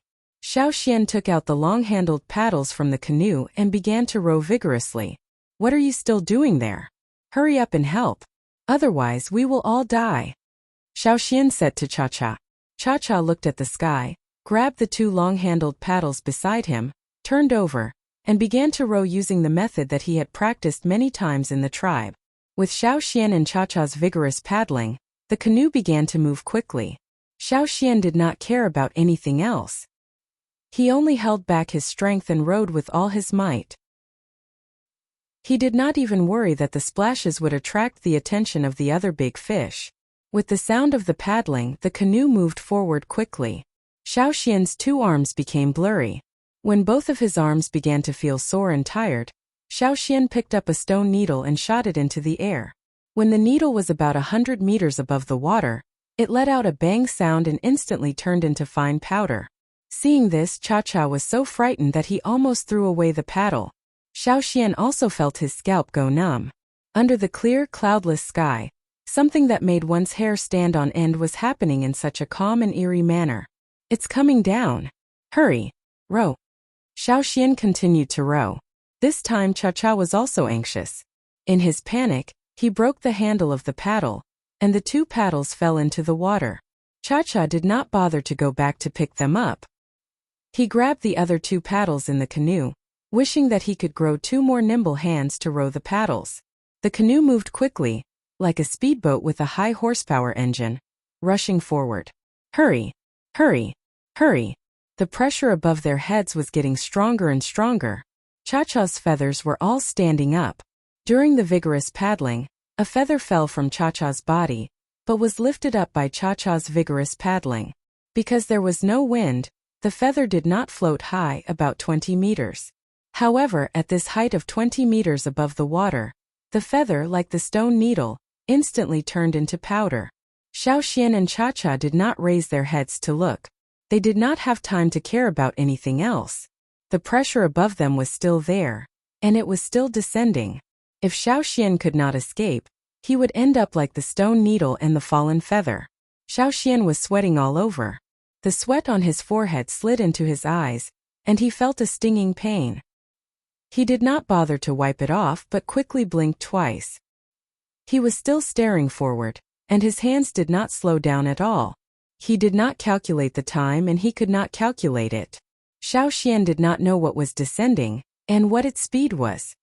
He could only focus all his attention on paddling, and controlling the direction to escape in a straight line. After rowing for an unknown amount of time, Xiaoxian heard a bang from behind. He woke up from his trance. The pressure above their heads was no longer there. Turning his head, he saw water vapor rising from the river behind him. Moreover, the water vapor was still increasing like a thick fog. The canoe was still moving. Xiaoxian looked at the bird lying on its back and using all its strength to paddle. He lifted his leg and kicked it. Okay, we're over. Cha-Cha was still immersed in paddling. When it was kicked by Xiaoxian, it was so frightened that it almost spread its wings and flew up. If Xiaoxian's hands were not fast enough, the two wooden paddles would have been lost again. The calm water surface rippled again, and the wind blew. Xiaoxian adjusted the sails, and with the help of the wind, they continued to move forward. As for Cha-Cha, he would let it rest for a while. Probably could not fly now. Chapter 153. Xiaoxian knew that this river was very big. But he didn't know it was this big. Sail, paddle, Cha-Cha pulling the canoe, these three methods alternated. Other than a short break, the canoe continued to move forward. According to the sun and the moon at night, Xiaoxian always judged the direction and tried his best to keep the canoe moving in a straight line. Although they encountered a lot of trouble along the way, and even encountered a group of crazy fish fighting, forcing them to take a long detour, it wasn't to the extent that they couldn't see the end of the river. After today it will be 15 days, Xiaoxian said to Cha-Cha, who was resting beside him, as he still couldn't see the end of the river in front of them. Cha-Cha, who was resting at the side, responded listlessly. In addition to the excitement and novelty at the beginning, countless frightening things had happened one after another. It was so scared that it had recently lost a lot of feathers. Xiaoxian was also tired. He hadn't had a good rest for 15 days straight. Although his recovery was very strong, he couldn't withstand long-term exhaustion. Moreover, Xiaoxian was most worried that if they continued to move forward, they wouldn't have time to return. After all, according to the original plan, they would return if they couldn't find the other side in 15 days. But now he felt that they should still move forward. Cha-Cha, do you think there's a mainland in front? Xiaoxian kicked the bird beside him. This river was already beyond his imagination. If they continued to walk forward, he would even believe that they could reach the sea. Cha-Cha, who was grooming its feathers, raised its head and replied, then looked forward. It could feel the aura of a mainland in front of them, but it didn't know how far it was. Xiaoxian actually had the same feeling. He felt that if they continued to walk forward, they would reach the other side of the river. But that was too risky. Even if they reached the other side, what if the river was already falling rapidly and they couldn't see the top? What should they choose? Continue forward or go back? Xiaoxian closed his eyes and felt the totem in his mind. The totem flame in his mind started to roll, and the direction in which the flame was drifting was towards the front, and it was rolling quite violently. Opening his eyes, Xiaoxian adjusted the sail. Keep going. Ah, Cha-Cha answered weakly. It began to miss its life in the tribe. However, when it thought about the new land that Xiaoxian had mentioned, it became excited again. After traveling for another 8 days, Xiaoxian felt the totemic flames in his mind surging more violently, but at the same time, the river water was flowing faster. Xiaoxian had seen such a situation before. When this happened, the river level would drop sharply. Back in the tribe, they might still see a few rocks that were originally in the water, but the next day, they would see a muddy slope. Cha-Cha flew in the sky, pulling the boat. While Xiaoxian was pondering, Cha-Cha shouted from the sky. Xiaoxian looked up at the sky. Cha-Cha's cry meant that there was something in front of them. It was very likely that it was the river bank. Cha-Cha landed and Xiaoxian jumped onto its back. Then he let Cha-Cha take it up into the air to take a look. It was not easy to see on the canoe, but in the air they could see a very thin black line in the distance. If they did not look carefully, they would not have noticed it. Cha-Cha was still holding the rope in its claws, so it could not abandon the canoe and fly up alone. If it did, the canoe would be washed away by the river. Even if they could not fly higher to observe, Xiaoxian was already excited. After drifting on the river for more than 20 days, Xiaoxian had no confidence if he still could not see the end of the river. Even if the totemic flames were rolling fiercely, if they could not reach the shore before the river level dropped sharply, they would still die. Now that he could see the border, the pressure in his heart was greatly reduced. He felt that the exhaustion from the past 20 days had dissipated, and he felt much more relaxed. Okay, Cha-Cha, we're almost there. Put in more effort. Xiaoxian returned to the canoe, and Cha-Cha continued to pull. The river flowed faster and faster, and the number of piranhas in the water gradually decreased. He did not know if it was because of the change in the river, or because of other reasons. At least in the past 2 days, Xiaoxian did not encounter any other threats from the fish in the river. It was only the wind, the direction of the wind, and the speed of the river that slowed down the canoe's progress. The black line at the border became more and more obvious. Looking at the sky, Xiaoxian hoped that they could reach the shore before sunset. There were too many unknown variables at night. As they gradually approached the riverbank, Xiaoxian discovered that the riverbank looked like a mountain, because the river level had dropped too much. Fortunately, although it felt like they were sailing at the bottom of an abyss, they had finally reached the end of the abyss. This was a new place. Xiaoxian suddenly felt an indescribable excitement in his heart. The riverbank was similar to the one in the tribe. Near the shore there was a steep slope. However, not far from there was still water flowing down. That should be a tributary, and the water flowing out of that tributary flowed into the river. But now that the river level had dropped, the water from that tributary flowed down the slope. The closer they got to the shore, the stronger the wind became. The wind carried with it the stench of mud and the smell of decay. Xiaoxian looked at the height of the shore and the steep slope. He thought that the canoe would not be able to reach the shore. After more than 20 days of sailing, although they had used very strong and corrosion-resistant trees, they had been hit and bitten by large fish during the voyage, leaving behind many crisscrossing marks. There was even a hole at the bottom. Xiaoxian used something to plug it. This canoe had already completed its mission. Xiaoxian carried the remaining things on the canoe onto his back. After Cha-Cha landed, he jumped onto Cha-Cha's back. One man and one eagle flew towards the river bank. Without the eagle to pull the damaged canoe, it floated downstream along with the rapid flow of the river. Soon, only a small shadow was left, and then it disappeared from Xiaoxian's sight. The wind became stronger. Without a certain direction, Cha-Cha almost fell into the mud several times. Let's go, buddy. Put in more effort. Xiaoxian held on tightly to the eagle's body and shouted. Cha-Cha flapped its wings with all its strength and flew upwards. While flying, Xiaoxian suddenly said, "Wait. Let's go over there and take a look." Although it didn't understand why Xiaoxian wanted to go over there, Cha-Cha still turned and flew in the direction Xiaoxian pointed. Soon Xiaoxian saw a figure trapped in the mud and being dragged down by seaweed. "Help me!" That person was still shouting. His voice was a little hoarse. It was obvious that he had been shouting for some time, but no one came over. Moreover, he didn't seem to have much strength left. Every time he shouted, he would gasp for breath. That person didn't sound very old.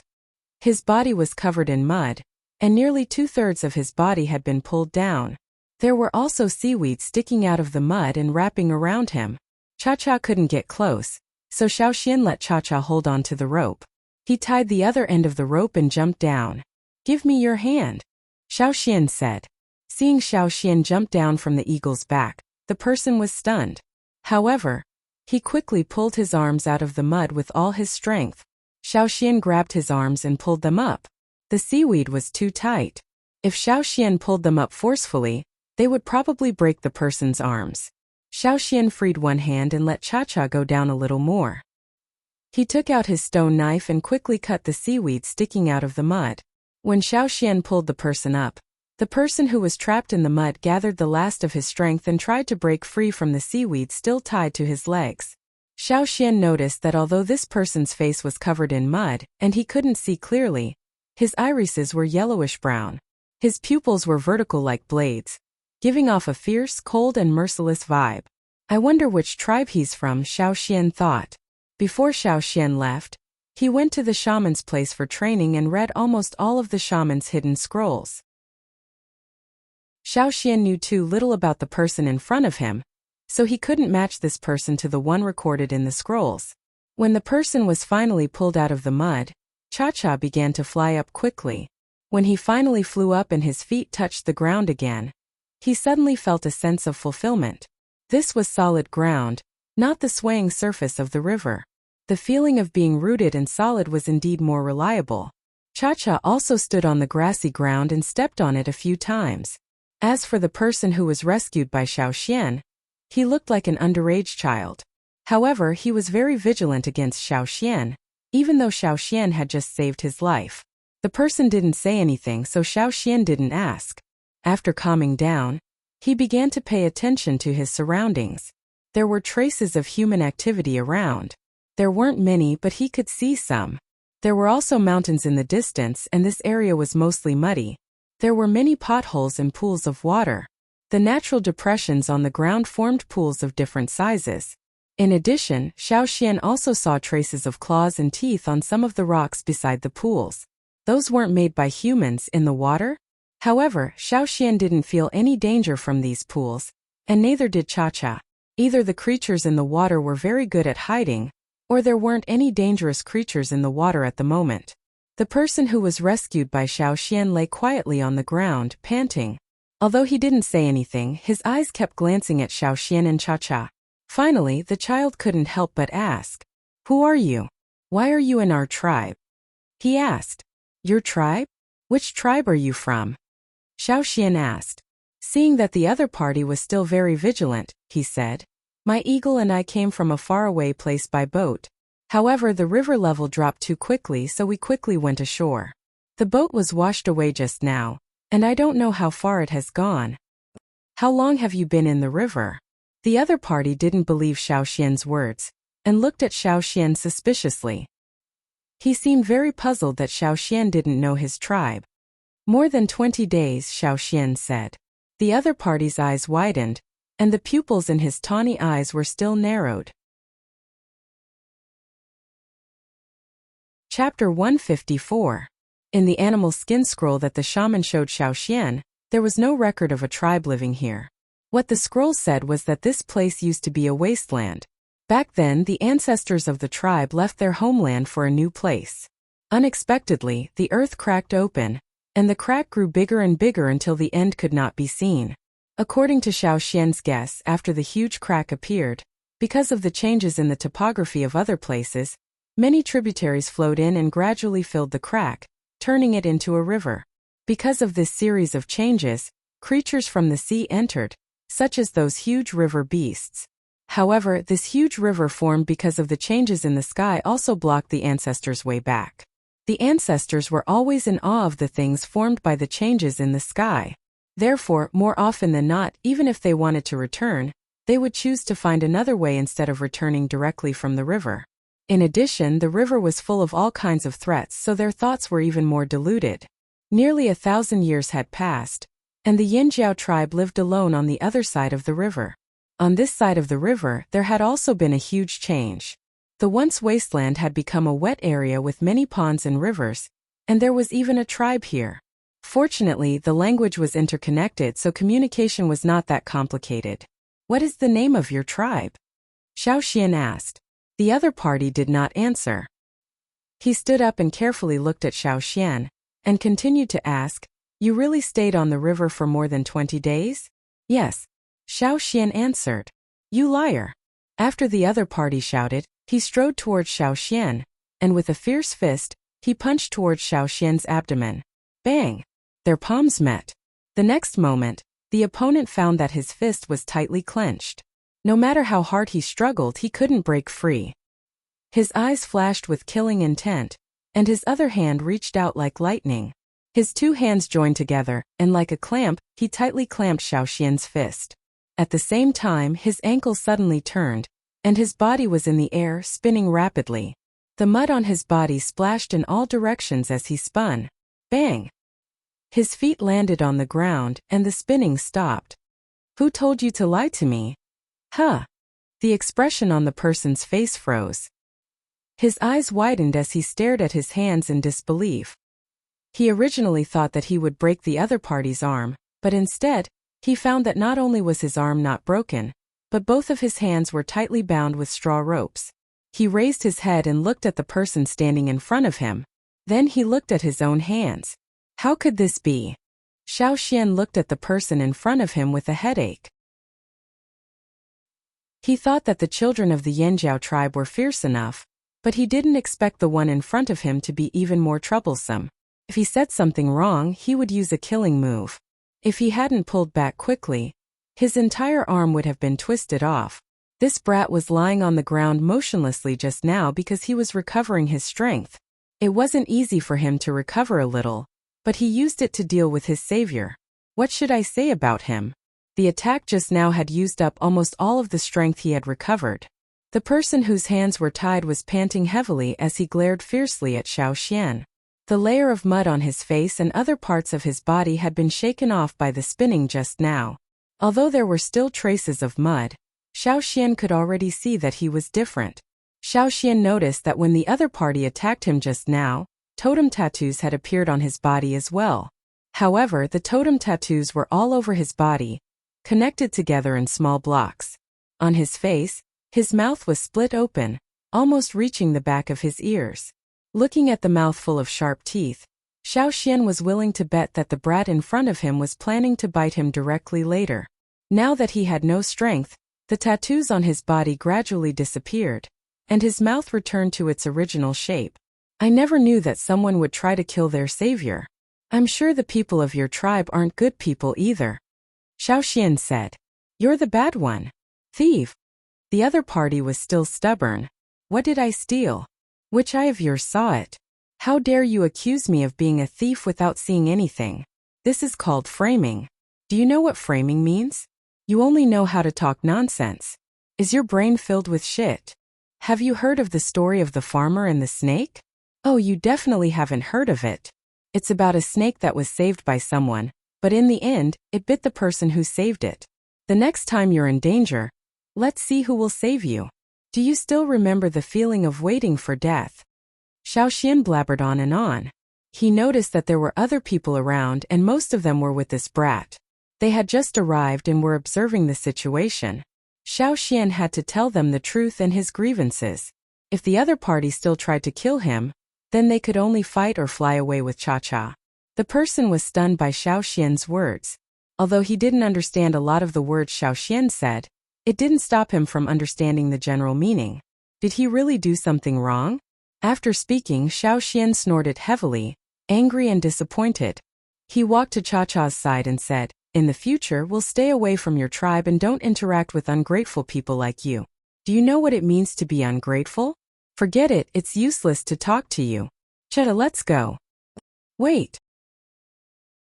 The person waiting in the forest quickly walked out and stopped Xiaoxian, who was about to jump onto the bird's back. The person who walked out was an adult and a child. The adult was a very sturdy man. Like the brat next to him, his eyes were yellowish-brown.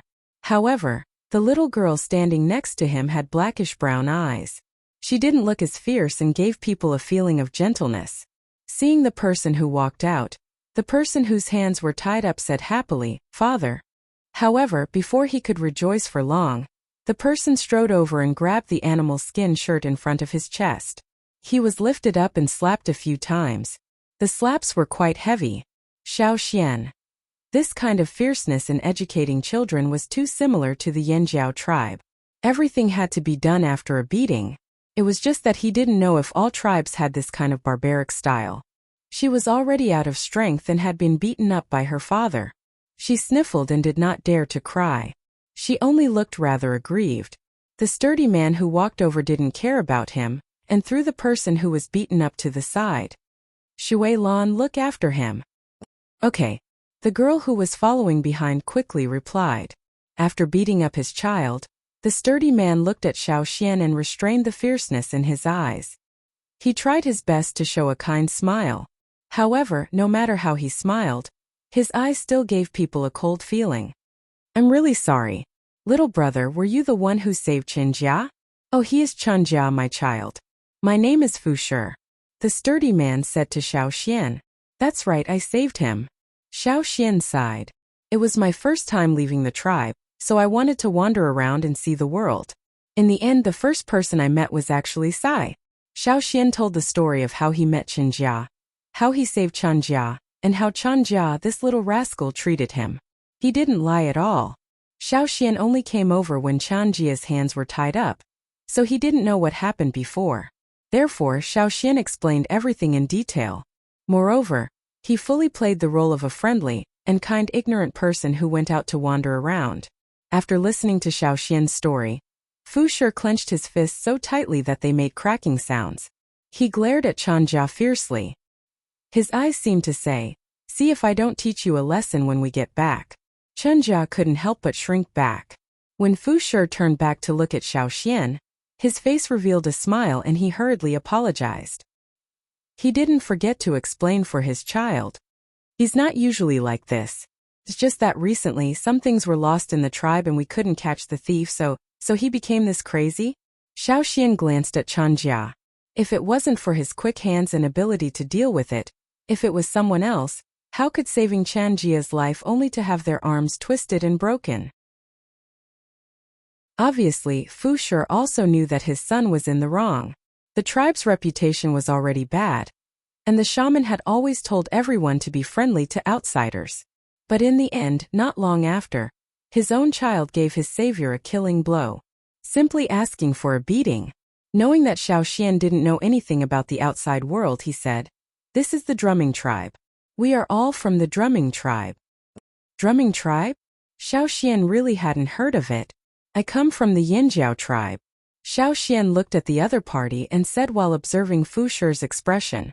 Fu Shi frowned and thought carefully, but he really couldn't remember. He simply couldn't find anything related to the Yinjiao tribe in his memories. Your tribe should be very far away, right? Fu Shi asked. Very far. I took a boat and stayed on the river for more than 20 days before arriving here. Xiaoxian said. Qinjia, who was beaten up and thrown to the side, was about to say something when Shui Lan lightly kicked him. Only then did he swallow the words he was about to say. Fu Shi also seemed to be thinking about the possibility of what he said. Xiaoxian knew that their biggest suspicion was that he stayed on the river for more than 20 days. It seemed that he would have to explain more about this later. Although he was also suspicious, Fu Shi still warmly invited Xiaoxian to go back to the tribe with them. He said that he wanted to receive him properly, thank him for saving his child, and also apologize on behalf of his child. Looking at the sky, Xiaoxian agreed. He knew that the other party wanted to confirm his identity again, but Xiaoxian also thought about how to deal with them. Compared to leaving now, it was better to go back to the drumming tribe with them. He could also learn more about the situation here from them. Xiaoxian and Cha-Cha followed behind them and walked towards the central area of the drumming tribe. On the way, they met other drumming tribesmen. Their clothing and weapons were actually not much different from the Yinjiao tribe. At most, they were just a little more meticulous. Xiaoxian also discovered that there were two types of drumming tribesmen on the way. One type was like Qinjia and Fu Shi, with yellow-brown eyes that looked very fierce. The other type was like the girl Shui Lan, with black-brown eyes that were gentler. Compared to the former, they gave off a more harmless feeling. After walking through a forest, many buildings appeared in front of Xiaoxian's eyes. Because the ground was very wet, there were many places with pools. Therefore, most of the buildings here were piled up, while the upper floors were built with dry railings. In front of many houses on the lower steps of the stairs, there were some arm-length crocodiles lying on top of them resting. Chapter 155. This was a place with many crocodiles, and the marks Xiaoxian saw on the rocks by the pond should have been made by crocodiles. However, those frightening crocodiles lived together with the people of the tribe. They seemed to be very harmonious. What was more interesting was that Xiao Xian noticed the coldness in the eyes of the tribesmen when they looked at people. It was as if there was no emotion, only ferocious. Their vertical pupils were very similar to crocodiles. Were these people or crocodiles? Xiao Xian had never seen anyone other than the Yinjiao tribe. After coming to this world, he had only been moving around on the other side of the river, so he didn't know much about this world. Even though he had read the animal skin scrolls left behind by his ancestors, many of the records were not detailed, and he even had to rely on guessing. As for what the real world was like outside the tribe, Xiao Xian had to see it for himself. Cha-Cha didn't fly into the sky because Fu Shi said that the tribesmen were very vigilant against birds in the sky. So, before getting permission from the tribe, they shouldn't fly into the sky. Otherwise, once they landed at a low altitude, they would be mercilessly attacked by the tribesmen. For this reason, Cha-Cha could only follow behind step by step. Some of the small crocodiles resting on the steps or by the pond quickly climbed back into the water when Xiao Xian and Cha-Cha came over. They swung their tails hard and quickly sank into the pond. Seeing Xiao Xian staring at the small crocodiles, Fu Shi said, "The treasure fish are very vigilant against outsiders. Fortunately, the big ones have already left, so there are only these small ones. Otherwise, you would be in more danger. Outsiders shouldn't wander around. If you want to go out, you must be accompanied by tribesmen. Otherwise, you will be easily attacked." Fu Shi told Xiao Xian about the things to pay attention to in the drumming tribe, including the temperament of the crocodiles. Listening to Fu Shi's explanation, Xiao Xian was relieved. Fortunately, these people weren't crocodiles. They were just living in harmony with crocodiles. They even called crocodiles treasure fish, which showed how important these crocodiles were to the tribesmen. Xiao Xian also warned Cha-Cha not to eat these little crocodiles as food. Otherwise, the people of the drumming tribe would come over and punish them. It might even lead to a fierce battle. Just like the people in the tribe, there were two types of crocodiles. One had yellowish-brown eyes, dark brown scales on its back, and a light yellow belly. The smaller crocodiles were slightly lighter in color, with some black spots or net-like patterns. Even the baby crocodiles had carapaces that extended from their backs to their tails. Some of them even had horns on their heads. Xiao Xian had never seen anything like that in his previous life. This kind of yellow brown-eyed crocodile was very strong in its adult form. It had a violent temperament and was very aggressive. If an outsider walked around the tribe and encountered this kind of crocodile, they would be attacked by it. As for the other type of crocodile with dark brown eyes, its carapace was not so obvious, and it looked a little longer. Their tempers were gentler, and their eyes were less fierce. They looked just like the people in the tribe with dark brown eyes, and they looked more harmless. It seemed that this was the kind of tribe that worshipped animals. Xiao Xian remembered Fu Shi's words in his heart. Although the parents of these little crocodiles were not here, they would be back soon. In this unfamiliar place he had to be careful. Otherwise, he wouldn't be able to return alive. Looking at these crocodiles, Xiao Xian thought of the move that Chanjia had used on him. Wasn't it similar to the crocodile's death roll? After entering the core area of the tribe, Fu Shi did not directly bring Xiao Xian to his home. Instead, he first went to the chief's place. Presumably, someone had already passed the news on the way. Outside the chief's house, there were a few people curiously looking at Xiao Xian and Cha-Cha. However, those pairs of eyes still looked cold, making Cha-Cha uncomfortably shake its wings. Several times it wanted to fly, but fortunately Xiao Xian calmed it down. The chief of the drumming tribe, Fan Mu, was a strong middle-aged man. His eyes were also yellow-brown. When he looked at Xiao Xian, it was like a fierce beast in the forest staring at him. There was a sense of majesty and oppression. "Welcome to the drumming tribe." Fan Mu looked at Xiao Xian and said. There was no smile on Fan Mu's face. Of course, not smiling was also good. At least it was better than Fu Shi's emotionless smile. "Yinjiao tribe, Xiao Xian." Xiao Xian introduced himself. This was what Xiao Xian had asked the shaman before he left. After leaving the tribe, he would show up as Xiao Xian. "Its name is Cha-Cha, but my friend doesn't like to stand on the ground all the time. I hope you can allow it to fly for a while." Xiao Xian said. "Okay." Fan Mu signaled to the people beside him, telling them not to attack Cha-Cha, but at the same time to keep an eye on it. After Cha-Cha flew into the sky, Xiaoxian stepped on the stairs and followed Fan Mu into the house. In the house there was a man with dark brown eyes, who looked older than Fan Mu. "This is the shaman of our tribe," Fan Mu introduced. "Hello, I am Xiaoxian from the Yinjiao tribe. Welcome to the drumming tribe," the shaman of the drumming tribe said. There was a trace of a smile on his face, which made him feel more amiable. The same words, when spoken by the shaman in front of him, made him feel more comfortable than when spoken by Fan Mu. Moreover, when the shaman smiled, he didn't have that stiff and intimidating feeling. The shaman was very similar to the old faker. He looked approachable and easy to talk to, but in fact he was more cunning than anyone else. No matter what Xiaoxian thought in his heart, he still showed a reserved smile on his face, fully playing the role of a newcomer who left the tribe for the first time. Fu Shi, who led Xiaoxian here, was also called in by Fan Mu, and told him what happened when he met Xiaoxian. Xiaoxian added some things that Fu Shi couldn't explain clearly. Hearing that Xiaoxian had stayed on the river for more than 20 days, Fan Mu and the shaman's expressions changed. "How did you stay on the river for more than 20 days? The shaman asked. "Boat, oars and Cha-Cha." Xiaoxian told them some things he saw on the river, and some strange and dangerous phenomena, but he didn't mention the sail. Having a boat and an eagle pulling the boat was enough. With Xiaoxian's narration, Fan Mu and the shaman's expressions gradually eased. Obviously, they knew something about the river, and knew that Xiaoxian wasn't lying. Moreover, in their opinion, Xiaoxian was really lucky to come out of such a dangerous situation safely. However, the Cha-Cha also contributed a lot.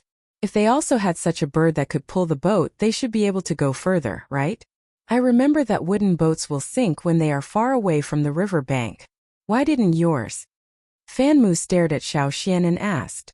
"Won't the wood sink when you reach the river bank? In our tribe, even on the shore, once the wood enters the water, it will soon be dragged to the bottom of the river. Our tribe has a treasure fish," Fu Shi said proudly. Because there were many crocodiles near the river bank, there were few other creatures, so the wood thrown into the water wouldn't be dragged down by the insects that gnawed on the wood. "Then how did you do it?" Fan Mu asked.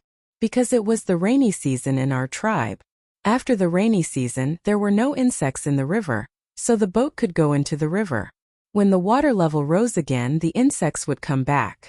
"How could that be?" Xiaoxian's words surprised several people in the room.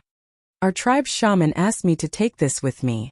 Xiaoxian took out the stone with the tribe's two-horn totem pattern, and handed it to the shaman of the drumming tribe in front of him.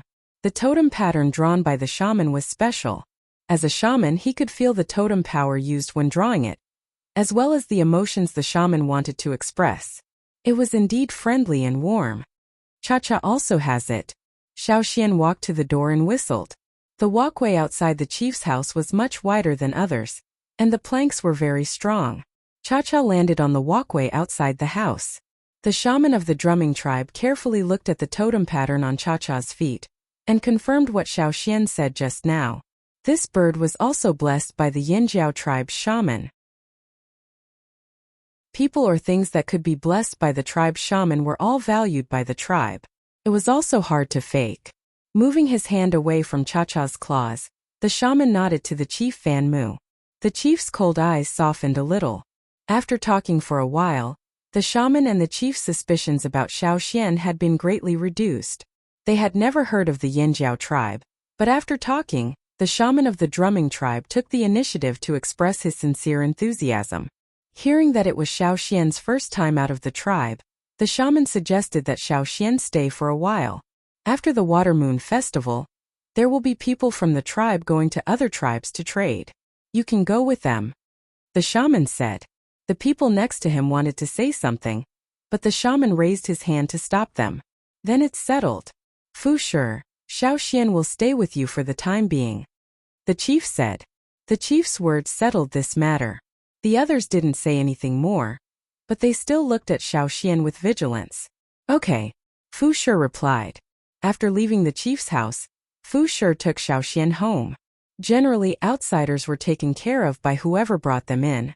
Besides, Xiaoxian had saved Chanjia's life, so Fu Shi and the others had to take good care of him. The sky gradually darkened, and the surroundings were damp with water vapor. The 2 moons in the sky kept the ground from being too dark. As the moons became rounder, even in the middle of the night, the surrounding scenery could be seen. Fu Shi's house was also built in the style of a fence, built next to a pool. When Xiaoxian arrived, a woman was waiting there. That was Fu Shi's wife Ping.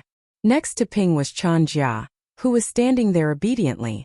His face was swollen, obviously he had been beaten up again.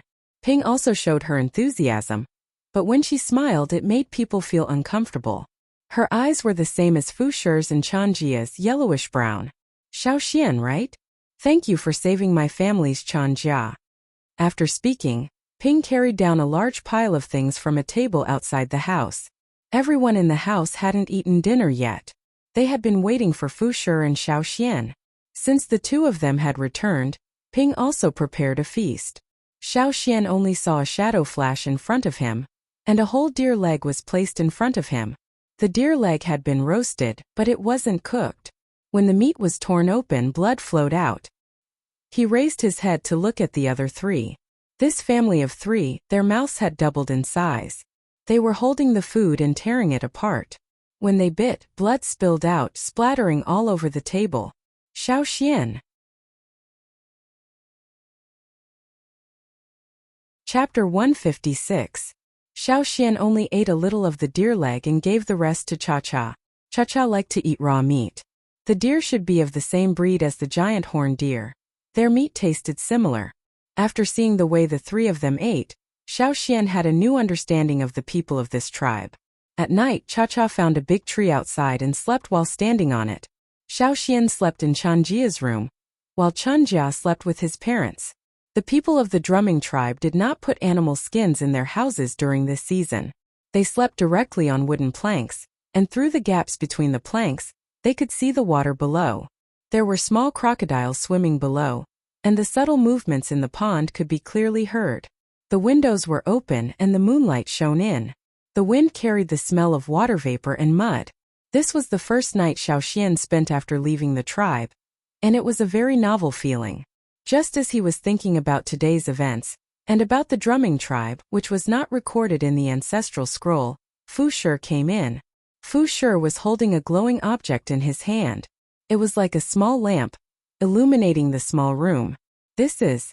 Xiaoxian was very curious about the object in Fu Shi's hand. It was a fist-sized glowing crystal. Xiaoxian had never seen it before in the Yanjiao tribe. This is a water moon stone, produced by our tribe. Fu Shi handed the stone in his hand to Xiaoxian. Water moonstone was seen in the scroll, but it was not recorded in detail, only a name. It was cold to the touch. Xiaoxian felt the energy within the stone. It was similar to the energy of a fire seed. The totemic flame in his mind did not react, but the egg wrapped around the totemic flame flashed. A shape gradually formed inside the totemic flame. It was a brown crocodile, surrounded by a circle of white flames, giving people a cold feeling. This was the totem of the drumming tribe. There was no energy in the crystal that could be absorbed. When the crocodile totem in his mind disappeared, Xiaoxian looked at the crystal again and handed it back to Fu Shi. It's very bright and beautiful. Fu Shi was stunned. This was the first time he had encountered such a situation. Many people would reveal a look of fondness or greed after seeing the water moon stones. When a guest came to the tribe, the person in charge of receiving them would take out their own water moon stones. Not every tribe liked the night, so in order to be a good host, they would take out the biggest water moon stones they had in their collection. At the same time, this was also a good way to test people, which was something that the shaman had always advocated. But now, Xiaoxian's reaction was neither light nor heavy. Could it be that he didn't know the value of water moonstones? You don't like water moonstones? Our tribe's water moonstones are sold well. It's only this big. You can exchange it for a lot of things. Fu Shi exaggeratedly opened his arms and gestured. As someone who had seen electric lights, Xiaoxian did not have much interest in these glowing stones. What made him interested was that the shaman of the drumming tribe had mentioned the trade between tribes. Now that Fu Shi brought it up again, Xiaoxian seized the opportunity to ask. Trade, of course. We will take our water moonstones to other tribes and exchange them for other things. A small piece of water moonstone can be exchanged for a lot of things. Fu Shi told Xiaoxian about his tribe's most famous water moonstone. This kind of stone was indeed very popular with other tribes. It only needed a small piece to emit light. There was no need to light a fire. In the dark, one only needed one of these stones to see the surroundings. It was not afraid of being blown by the wind or flooded. Many people liked it, especially those who were afraid of high-temperature flames. This also reflected the value of the water moonstone. It was like a piece of gold. With it, the people of the drumming tribe could exchange for things they needed, such as good stones, precious herbs, pots, and so on. Every time they traded, they would bring some water moonstones out in exchange for a lot of things. Xiaoxian listened with great interest and asked a few questions from time to time. When it came to his tribe's specialties, Fu Shi was also in high spirits. He explained the production of water moonstones and how to trade them. This was not because Fu Shi was not vigilant, but because many tribes knew about the water moonstones. It was not an absolute secret. They talked until late at night. Xiaoxian let Fu Shi go back. As for the water moonstone, Xiaoxian also let him take it away. With such a bright stone, how could he sleep? If there was an accident, it would be hard to hide. The night was full of danger, but it was also a kind of cover. Other people's houses were dark, but this room was bright. Wasn't this an obvious target? Fu Shi did not know what Xiaoxian was thinking. He only thought that Xiaoxian was a good person. After returning to his room, he praised Xiaoxian to his wife. In return, the couple lectured Chanjia again. The next day, Xiaoxian ate a bloody breakfast and went out. The sun was already out. The small crocodiles in the pool climbed out to bask in the sun. In the pool in front of Chanjia's house, there were 3 small crocodiles. 2 had yellow-brown eyes and 1 had black-brown eyes. When Cha-Cha landed next to them, she even tried to scare them. The 3 small crocodiles were so scared that they ran back into the pool. Before they entered the pool, Xiaoxian heard their cries. Only the 2 yellow-brown-eyed crocodiles were crying. The other black-brown-eyed crocodile did not make a sound. In other words, its cries were different from other crocodiles. Normal people would not be able to hear it. Xiaoxian thought that all black-brown-eyed crocodiles were like that. However, he found that the black-brown-eyed crocodile in the pool next door made the same cries as other crocodiles. The crocodile in front of the pool was an exception. Because of this, Xiaoxian asked Chanjia, who was kicking water at the side. Chanjia was still a little awkward. His father said that Xiaoxian really did not know anything. He also did not have much interest in the water moonstone. Moreover, the other party had saved him before. When he thought of his own actions, he felt embarrassed. It can't cry, Chanjia said. It can't cry. Yes, it couldn't cry when it was born. My mother said that it was mute and very pitiful. So every time she gave it a lot of meat to eat, the best meat. When he was in the tribe, Xiaoxian could hear the cries of night swallow. Other than high-level totemic warriors, no one else could hear it. Now Xiaoxian could also hear its cries, but Chanjia could not. Fu Shi and Ping were both intermediate-level totemic warriors. It could be seen from their eyes. Compared to Chanjia's eyes, their eyes were more yellow. This was a characteristic of the drumming tribe. Beginner and intermediate-level totemic warriors could not hear it, but it was unknown if higher-level totemic warriors could hear it. After Cha-Cha left the pool, the black-brown-eyed crocodile climbed out of the pool and continued to bask in the sun. At this time, someone ran over. Chanjia, where's your father? The person asked. In the house. Fu Shi, come out quickly. The person shouted. What's wrong? Fu Shi walked out and asked. Go over, the chief has something to say. Seeing the other party's dignified expression, Fu Shi knew that the matter was quite serious. He did not hesitate and hurriedly left. Before leaving, he warned Chanjia, don't run around. If you run again, I'll beat you to death. Chanjia's mouth twitched, and he reluctantly replied with an N. Ping was not at home, so there was only Xiaoxian and Chanjia here. Xiaoxian looked at the surrounding families. People were all called out, so something big must have happened. What happened in your tribe? Xiaoxian asked. I don't know, it's probably about the water moonstones. Chanjia said. Thinking about what Fu Shi said last night, Xiaoxian said, you mean there might have been thieves who stole the water moonstones? Yes, every year at this time there would be people from the tribe who would come and steal the water moonstones when they come out. Mentioning the water moonstones, Chang'e gnashed his teeth.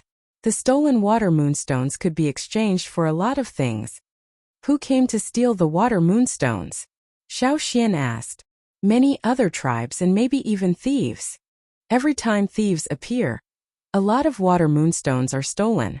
They deserve to die the most.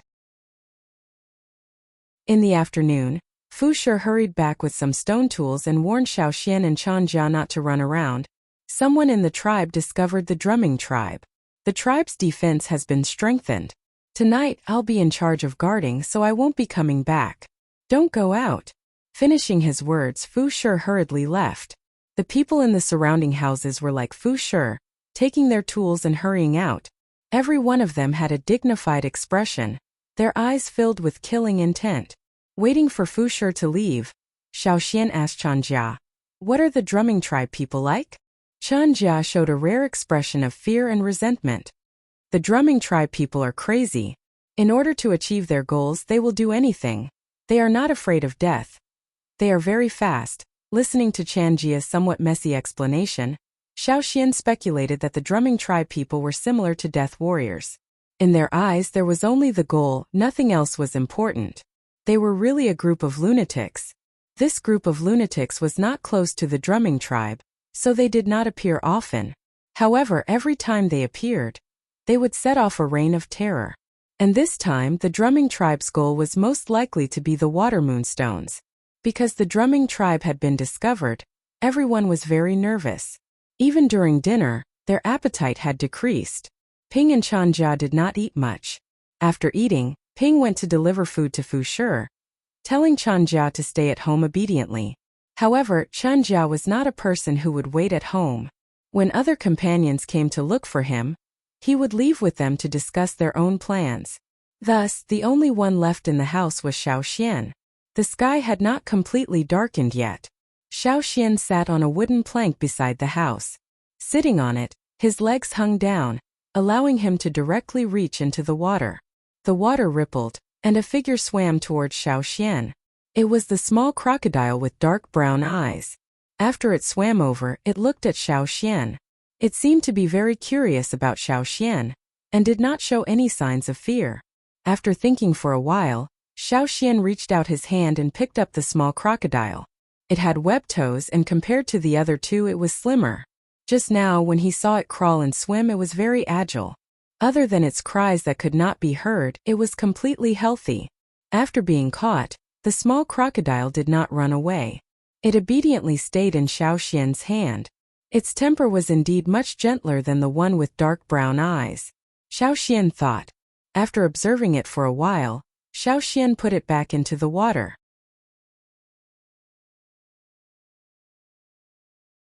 Chapter 157. That night, Ping and Chang'e did not return. Fu Shi needed to continue guarding and would not return for the whole night. After Cha threw down a deer he caught from God knows where, he found a tree to eat and rest.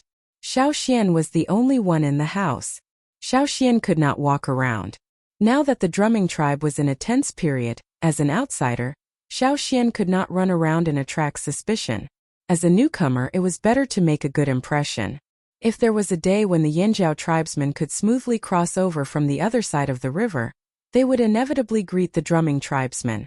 Xiao Xian crossed his legs and rested on the wooden planks in the room. As Xiao Xian swayed his legs, the wooden planks below him creaked slightly. As he was thinking, Xiao Xian heard a few humming sounds coming from outside. It sounded like someone was pinching their nose.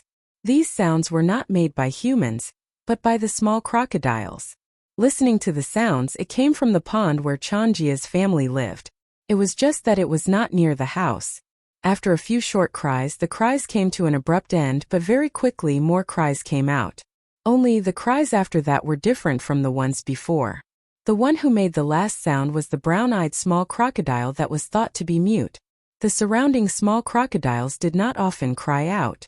They only cried out when they felt threatened or when they felt danger. For example, the 3 small crocodiles that Cha had teased that day had all cried out. The tribesmen said that these small crocodiles were very sensitive to likes and dislikes.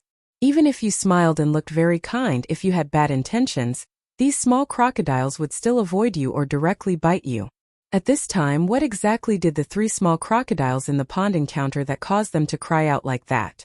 The sounds outside continued. Xiaoxian got up and looked outside.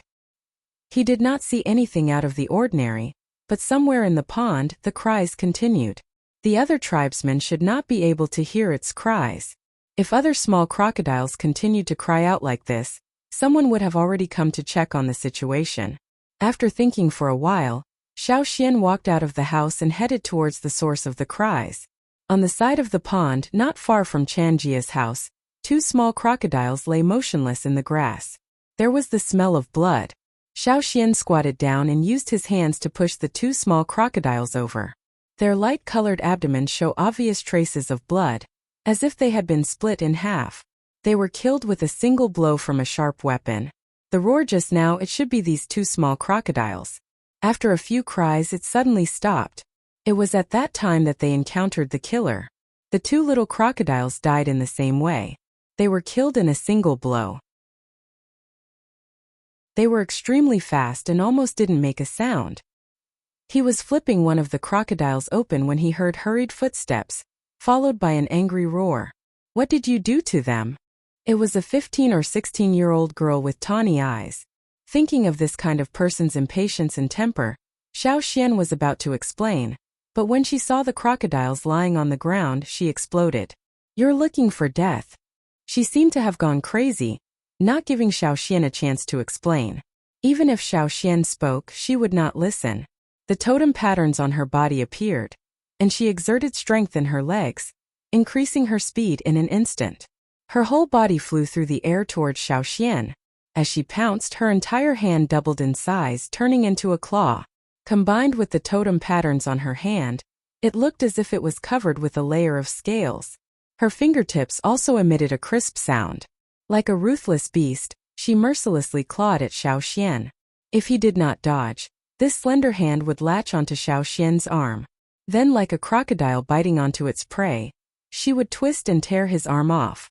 In the face of such a vicious attack, Xiaoxian reached out and grabbed her wrist before she could grab his arm. However, he did not stop. Instead, he took the opportunity to pull her to the side of the pool. Splash! She was flung into the pond.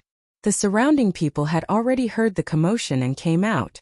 Under such a tense situation, with roars and the sound of someone falling into the water, it would be strange if they did not notice. The surrounding families, regardless of gender, ran out with tools and surrounded Xiaoxian. The children were not allowed to come out. They only stuck their heads out of their windows or doors to look over. On the grass beside the pond, the 2 dead crocodiles were very conspicuous. The people of the drumming tribe had always paid attention to crocodiles, so the 2 crocodiles next to them attracted their attention even more. Originally, they thought it was just a quarrel between 2 parties, but after seeing the 2 dead crocodiles, the people who surrounded them became angry. For Xiaoxian, an outsider, the surrounding families had always been on guard against him. They did not allow their children to come in contact with Xiaoxian. There were several times when their children were curious about the eagle and wanted to go over to take a look, but the adults made up stories to scare them. Now, with this scene in front of them, it was needless to say. I didn't kill them, Xiaoxian said. If it wasn't you, who else could it be? It must be him. Banling saw it just now. The surrounding people shouted. They looked at Xiaoxian fiercely. Just as they were about to attack, they heard a shout from behind, "Stop!" Hearing this voice, the person who was about to attack immediately halted his movements and turned to look behind him. There were 2 people who came over. Xiaoxian recognized one of them. It was Chun, the wife of Fan Mu. She was also the one who had shouted for them to stop. As for the young man standing next to her, Xiaoxian did not recognize him. However, the young man had dark brown eyes and gave people the impression that he was calmer.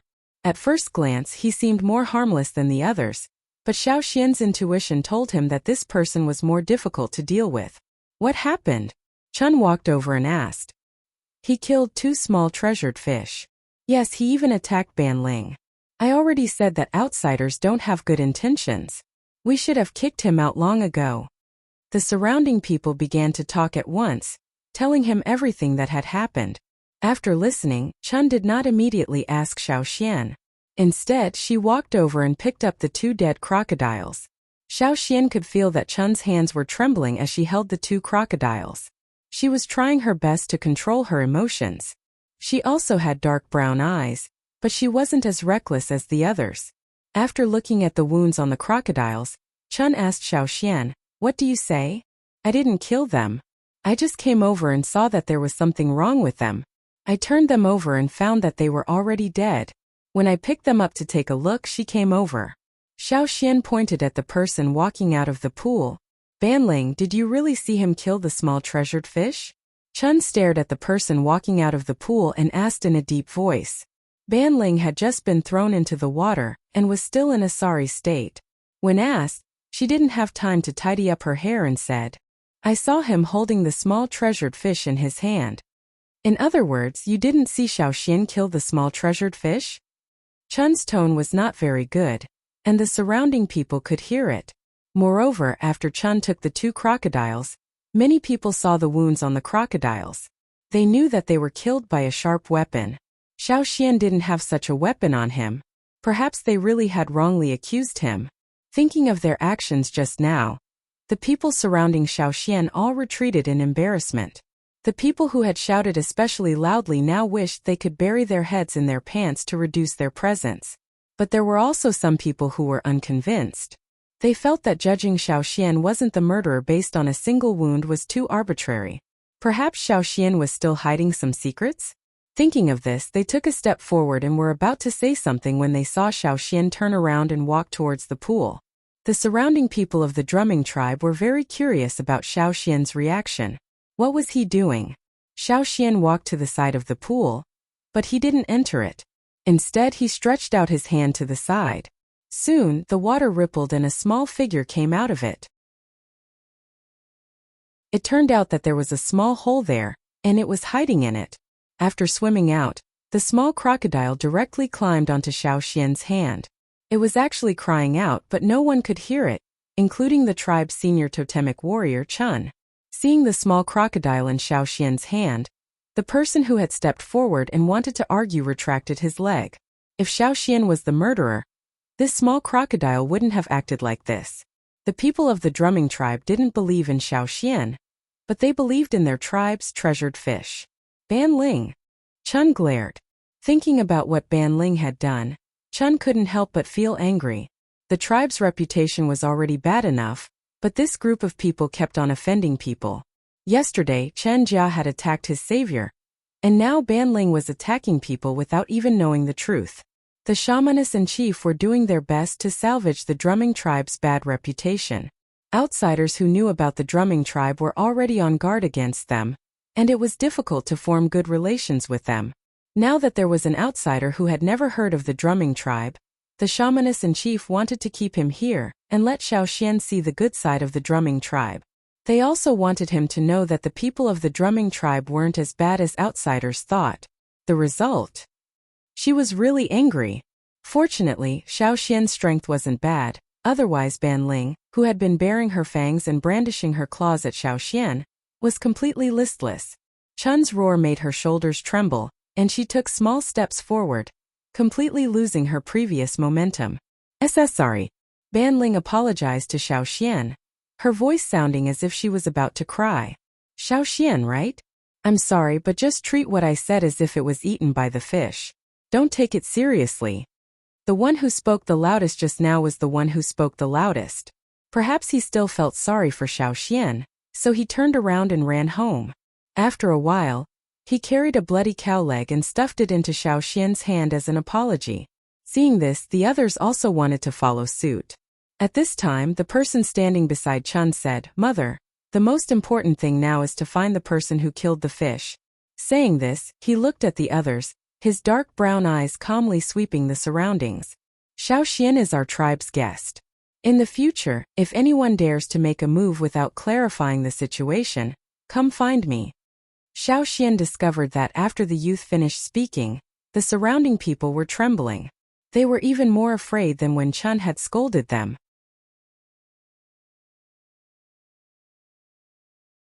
Chapter 158. What's wrong? Ping had gone to deliver food to Fu Shi and talked to the guards for a while. She had just returned, but before she entered the house, she saw people surrounding the pond and quickly walked over. Ping, 2 treasured fish were killed here. A woman with a loud voice said. Ping was shocked. After hearing the details, she wanted to tear the murderer into pieces. Unfortunately, the murderer was still unknown. When she heard that Xiaoxian was misunderstood again, she was very dissatisfied. Xiaoxian is a good person. He doesn't even want my water moon stone. What? There was actually someone who didn't like the water moon stone. The surrounding people suddenly felt that Xiaoxian was too safe. Those who wanted to steal the water moonstones in their tribe were not good people. Compared to them, Xiaoxian was an outsider who was not interested in the water moonstones. Everyone suddenly felt more comfortable around him. But thinking about it, how could Xiaoxian not like the water moonstone? It was such a good thing, why didn't he like it? Xiaoxian, the water moonstone is really good. You can exchange it for many things in other tribes. Yes, Xiaoxian, it must be because Fu Shi's water moonstone is small and dark. Maybe it's an old stone that has been there for a few years. Come to my house, our water moonstone is big and bright. We just fished it out last year. If it comes out this year, there will definitely be bigger ones. Come to my house, my water moonstone is big too. My daughter personally put it away last year. Oh right, my daughter is over there. She's very pretty. Xiaoxian, you will definitely like her.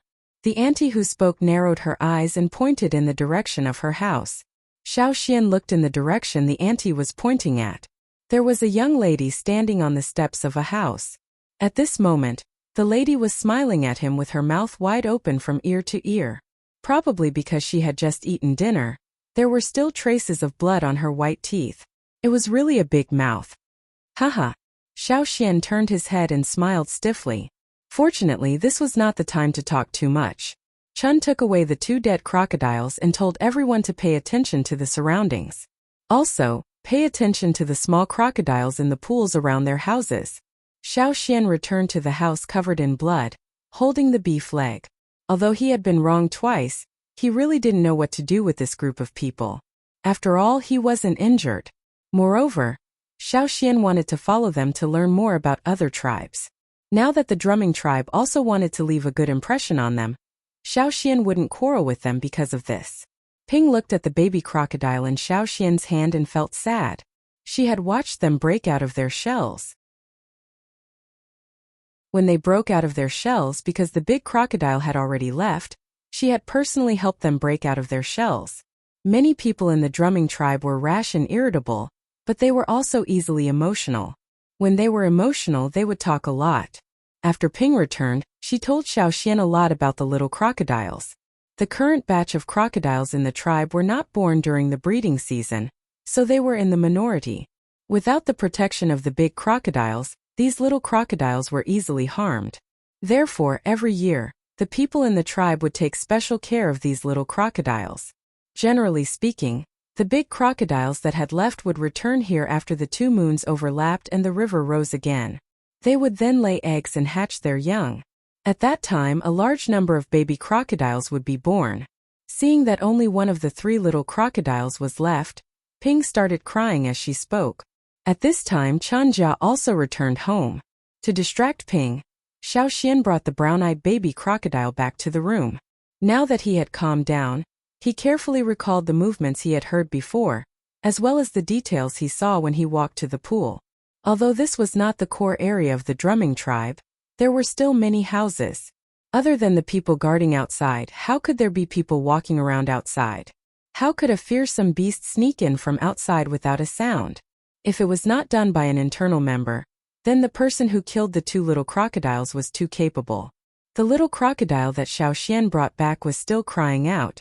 It was probably scared stiff and did not want to return to the pool. Instead, it kept following Xiaoxian. The 3 little crocodiles were from the same nest and often moved together. Even if they were separated, they would not be too far apart. The people in the tribe said that these little crocodiles were very sensitive to people's likes and dislikes. Perhaps they discovered that person, which was why they cried out. They were also killed because of their cries, because if they were allowed to cry out, it would attract other people's attention. Now the crocodile that could cry out was dead, and the mute in front of him saved its life. After comforting his mother, Chen Jia was beaten up again. He came to Xiaoxian and asked, "When you went over, you only saw the little fish that was killed. Did you really not see anyone?" Xiaoxian raised his head and looked at Chen Jia. This child had been beaten up because he ran around at night, but this injury was nothing to them. "I didn't see any strangers," Xiaoxian said. Although he was not familiar with the surrounding families, he had seen them once and had an impression of them. At that time he did not see anyone else around, and before that, he did not notice any strangers around. Not necessarily strangers. For example, someone familiar? Chen Jia was somewhat conflicted. He was not good at hiding his thoughts, and his expression told Xiaoxian what this child was thinking. As an outsider, Xiaoxian would not easily talk about the matters of the drumming tribe. Instead, he asked, "Yesterday, who pushed you down the river?" Chen Jia raised his head in surprise. "How do you know I was pushed?" After coming back, he only told others that he accidentally fell down, but did not tell anyone the truth. "I guess," Xiaoxian said. Although Chen Jia looked unreliable for many details, this child was still very cautious. It was impossible for him to know that there was danger at the riverbank and still go there. Perhaps the drumming tribe's chief and shaman also knew. But they did not interrogate Chen Jia. They might even know more. Those two were not simple-minded people. After hiding the secret in his heart for 2 days, Chen Jia felt that he could not hold it in any longer. However, he did not dare to tell the others in the tribe. Just now when he was outside he tried to ask his friends about it. Their reactions were very strong, and they felt that it was definitely not someone from the tribe who did it. "So, you think there is a mole?" Xiaoxian asked. "What is a mole?" "It means that the person who did this is someone who is hiding in the tribe." "Yes. Since they all said that Xiaoxian was a good person, then he should be able to tell, right?" Chen Jia thought to himself. "That day when I sneaked out to play, I saw some people walking towards the riverbank, so I followed them. There were other people there. I heard them talking but I did not hear what they were saying. After they left, when I walked to the riverbank I was pushed by someone." Chen Jia told Xiaoxian about what happened that day. "What did that person look like?" "I don't remember." Chen Jia bit his hand, feeling very conflicted. He really tried very hard to think, but he just could not remember. He always felt that the person's face was blurry, but looking at the figure, he really did look like someone from the tribe. If not, he would not have kept this a secret. He really could not remember what that person looked like. Xiaoxian patted Chen Jia's shoulder. "If you don't remember, then forget it. Also, don't tell anyone about this. Even if you do, you have to find someone you absolutely trust. For example, your parents. If that mole knows that you know a lot of things, you might end up like the 2 little treasured fish that were killed tonight." "Why?" Chen Jia's face was full of fear. "Because they can cry." Xiaoxian also touched the mute little crocodile in his hand. "But it can't, so it survived." Chen Jia was not too stupid. After thinking for a while, he understood Xiaoxian's meaning. With a pale face he said, I'll go find mother first." Regardless of whether the truth was as Xiaoxian imagined, at least by scaring Chen Jia would not run around alone. Otherwise, there was a real possibility that he would be killed. When there are many tribes, it is easy to get chaotic. Don't you think so?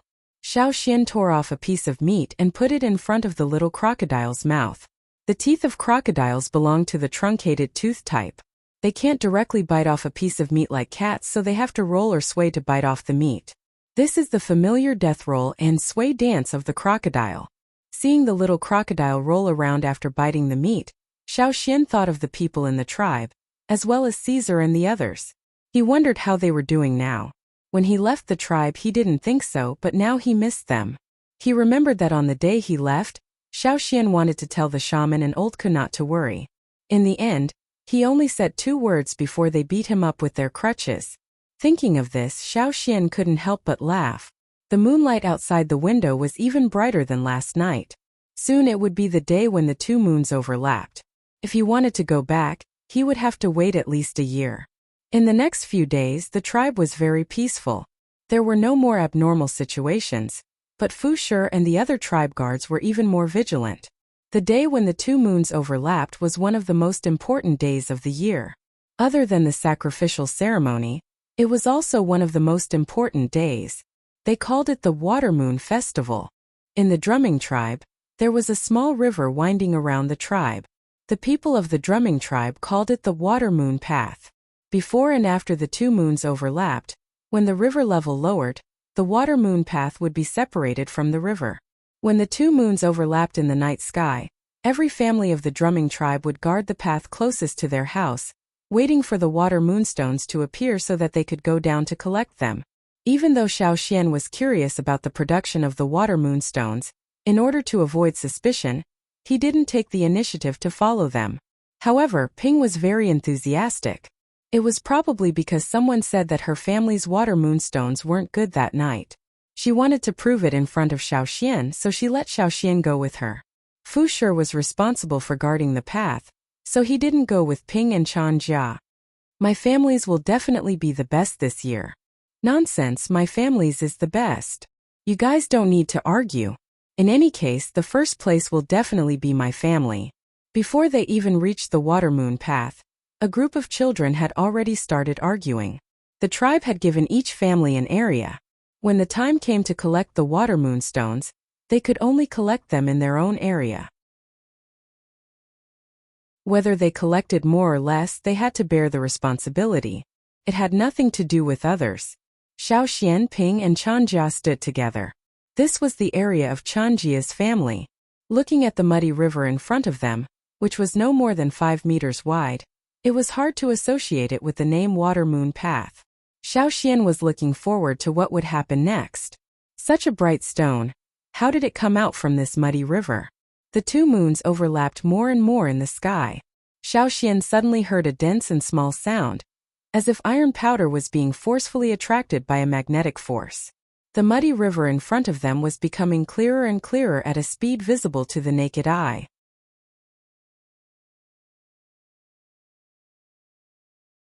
Chapter 159. Ping and Chanjia stood on the shore waiting nervously. The amount of water moonstones they could produce in this section would determine whether they would be rich or poor in the coming days. If they could produce a lot of water moonstones, and each of them was big and bright, their family would be rich this year. When the trading day came, they could bring them out to exchange for a lot of things. However, if the stones they produced were small and small, then it would be hard. Whether they were poor or rich, it all depended on this part of the river. Xiaoxian felt that this method was very novel. Ping was already praying nervously. Chun Jia was also biting his hands. He liked to bite his hands when he was nervous. The muddy river water became clearer and clearer. In less than 10 minutes it had already become translucent. There was even light emitting from the bottom of the river. It was even more eye-catching than the moon in the sky. The muddy river gradually became clear. At the bottom of the river they could see some things emitting light. Those were the water moonstones. The white light passed through the river and reflected in the eyes of the people on the shore. Ha ha ha ha. Some people laughed wildly. Their part of the river was especially bright. This meant that there would be more water moonstones produced there. Some people were happy while others were worried. Some parts of the river were dimmer than others. There were a lot less water moonstones there. Ha ha ha ha. Chunjia also laughed arrogantly. Their part of the river was brighter than the other two families. He laughed and made a gesture to the other two families, showing off. Ping knelt by the riverbank, watching the white light at the bottom of the river get brighter and brighter. She was so excited that no one knew what she was mumbling. The surrounding families looked at Chanjia and his mother with envy and jealousy, but there was nothing they could do. Whether it was more or less, they had already determined it. Even if they were jealous, they couldn't snatch it. They could only comfort themselves that maybe next year, their family would become like that. Xiaoxian felt the power of the fire seed. The fire seed of the drumming tribe? What kind of fire seed was this tribe that lived in the puddles and rivers? In the Yinjiao tribe, the shaman was able to connect the fire seed's power to the houses at the top of the mountain. That was why the houses at the top of the mountain were always warm during the winter. And here, the production of these water moonstones seemed to be closely related to the fire seed of the drumming tribe. No wonder Fu Shi said that this was their drumming tribe's specialty. The power of the fire seed was special. After Ping prayed and expressed her gratitude, she turned to Changja, who was already itching to give it a try, and said, "Enter the water." "All right." Changja flung off the beast's skin coat on his body, covering his entire body with totem patterns, and jumped into the clear and bright river. Many children from other families were like Changja, impatiently jumping into the water to fish for the water moonstones. Xiaoxian noticed that when the children were swimming, their legs weren't alternately kicking the water. Instead, they were swaying left and right. Their bones seemed to have been softened. The totemic patterns covered their bodies like scales. At first glance, it looked like the powerful tail of a crocodile that was swaying in the water. The people of the drumming tribe were good swimmers. Even if they were underwater, they could stay underwater for a long time. Therefore, the work of digging the water moonstones from the bottom of the river was extremely simple for them. As the first stone dug out this year, they had to choose a big one. The people of the drumming tribe believed that a good start would lead to better results. Perhaps there would be more stones as big as this one dug out later. Therefore, the first stone had to be chosen well. Changja swam back and forth at the bottom of the river. Finally, he chose a spot and dug out a very big and bright water moonstone. He didn't swim upstream, but turned around and threw it towards the river bank. The water moonstone that was thrown out of the water was accurately caught by Ping. She wiped the water off the stone and looked at it excitedly. She was so happy that she couldn't close her mouth, and the smile on her face grew wider and wider. After looking at it for a while, Ping didn't put it into the basket at the side. Instead, she handed it to Xiaoxian. "Xiaoxian, look. This is the stone my family produced this year. Isn't it big? Isn't it bright? You can definitely exchange it for many good things." Xiaoxian took it. It was cool to the touch, but it was much brighter than the one Fu Shi showed him that night. This was because it was newly produced. However, Xiaoxian still couldn't absorb any energy from it. He could only feel that this stone was related to the drumming tribe's fire seed and totem. Other than the fire seed and totem, these stones were also closely related to the crocodiles that had followed the river downstream. According to the people of the drumming tribe, when the crocodiles returned, they would spit out some stones from their stomachs into the water moon canal. These stones would eventually become water moonstones. Every year, after the water moonstones were picked out, new stones would enter, and the next year new stones would be picked up. But without these crocodiles, there wouldn't be any water moonstones here. The people of the drumming tribe didn't know how many stones were spat out by the treasured fish, and which of these stones could become water moonstones. Even if it was artificially changed, the results would be different from what they expected. In the end, they could only pray to the totem, hoping for more gifts. This was also the main reason why the drumming tribe called the crocodiles the treasured fish. Xiaoxian had a classmate in his past life who also raised crocodiles. He also heard that his family's crocodiles ate stones, and the stones they ate were called stomach stones. They were used to help the crocodiles grind down food that was difficult to digest. He wondered if the stones the drumming tribe's crocodiles spat out in the water moon canal were also used as stomach stones. Previously, the most turbid river in the entire tribe actually produced such bright water moonstones. What a magical place! After looking, Xiaoxian carefully placed the stone into a rattan basket at the side. Seeing Xiaoxian's actions, Ping's impression of Xiaoxian became even better. She fished out the newly placed stone and stuffed it into Xiaoxian's hands. "Take it. When you go out in the future, you can use it to exchange for many good things. When you go to other tribes to exchange for things you want, you'll know how good water moonstones are." This was the feeling of becoming a nouveau riche. With such a big stone, giving it away didn't hurt at all. Ping didn't say much. After stuffing the stone into Xiaoxian's hands, she hurriedly went to receive the other stones that Changja threw up. "Thank you." Xiaoxian put the stone into the animal skin bag and helped Ping look after the rattan basket. Tonight, it was not a peaceful night. Danger was lurking. Not only Xiaoxian, but the people of the drumming tribe were also prepared. Every year at this time, many things would happen. They were already used to it and were ready to fight at any time. That was why they let their children fish for stones, while the adults at home were always vigilant of their surroundings. Once they found anything unusual, they would join in the battle.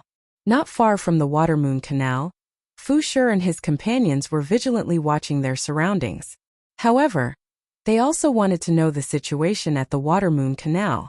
They didn't know how their own family's situation was this year. I feel that my family will definitely have a lot this year, Fu Shi said. My family definitely won't have less than yours.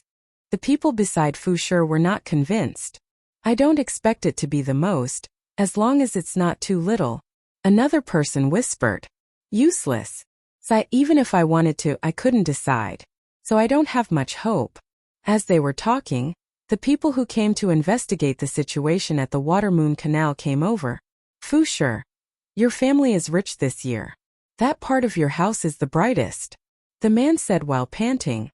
Aha! Fu Shi was so excited that he couldn't wait to jump a few rounds. This is great. And when the time comes to trade, I'll get more good things. I'll get a few beautiful clothes for Ping, and a few better stone tools for Chanjia. These people were like Fu Shi. Although their family didn't have as much as Fu Shi's family this year, it was still quite a lot. When the time comes to trade, what should they get? Just as they were thinking, Fu Shi's face froze. The muscles under his skin suddenly swelled, causing his already sturdy body to become even thicker. Black totem patterns covered his entire body like sturdy scales. His legs instantly exploded with a powerful force, and he disappeared from the spot. In one step, he caught up with the person who wanted to rush over.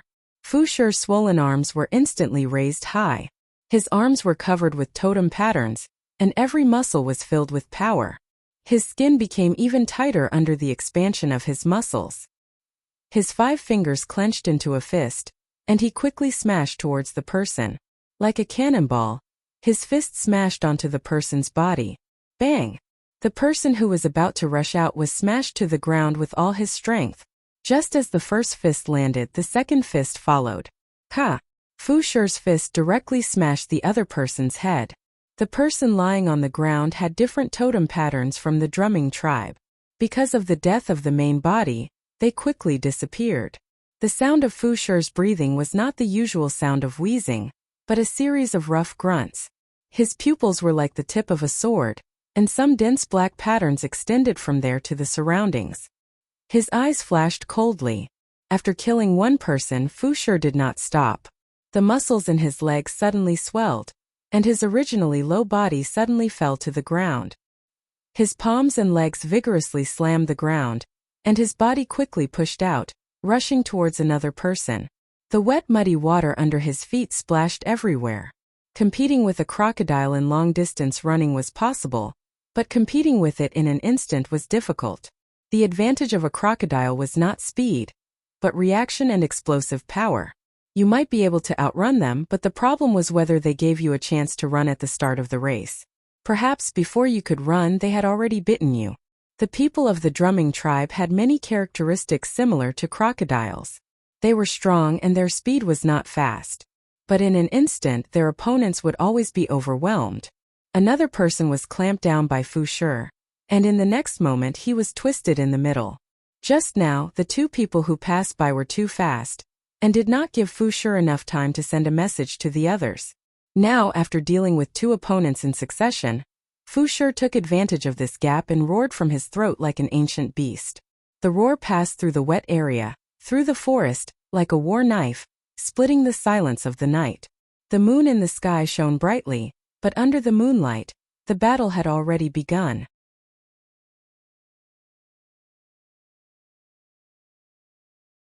Chapter 160. Fu Shi's roar made everyone understand that tonight's slaughter had already begun. The people guarding the outer perimeter had already started fighting with the invaders. Roars, collisions, and screams filled the air. At the same time, the people on the shore of the Water-Moon Canal also increased their speed. Since the battle on the outer perimeter had begun, the warriors there would naturally be strict defenses. However, no one knew if the defensive line would be broken through. Moreover, this time the invaders were from the drumming tribe. These people were simply rushing to die, completely crazy. Take advantage of the fact that they haven't arrived yet. Hurry up and get the water moonstones. Saying this, Ping felt that Chanjia alone was too slow. She looked at the bottom of the river where her family was, and then at the other families.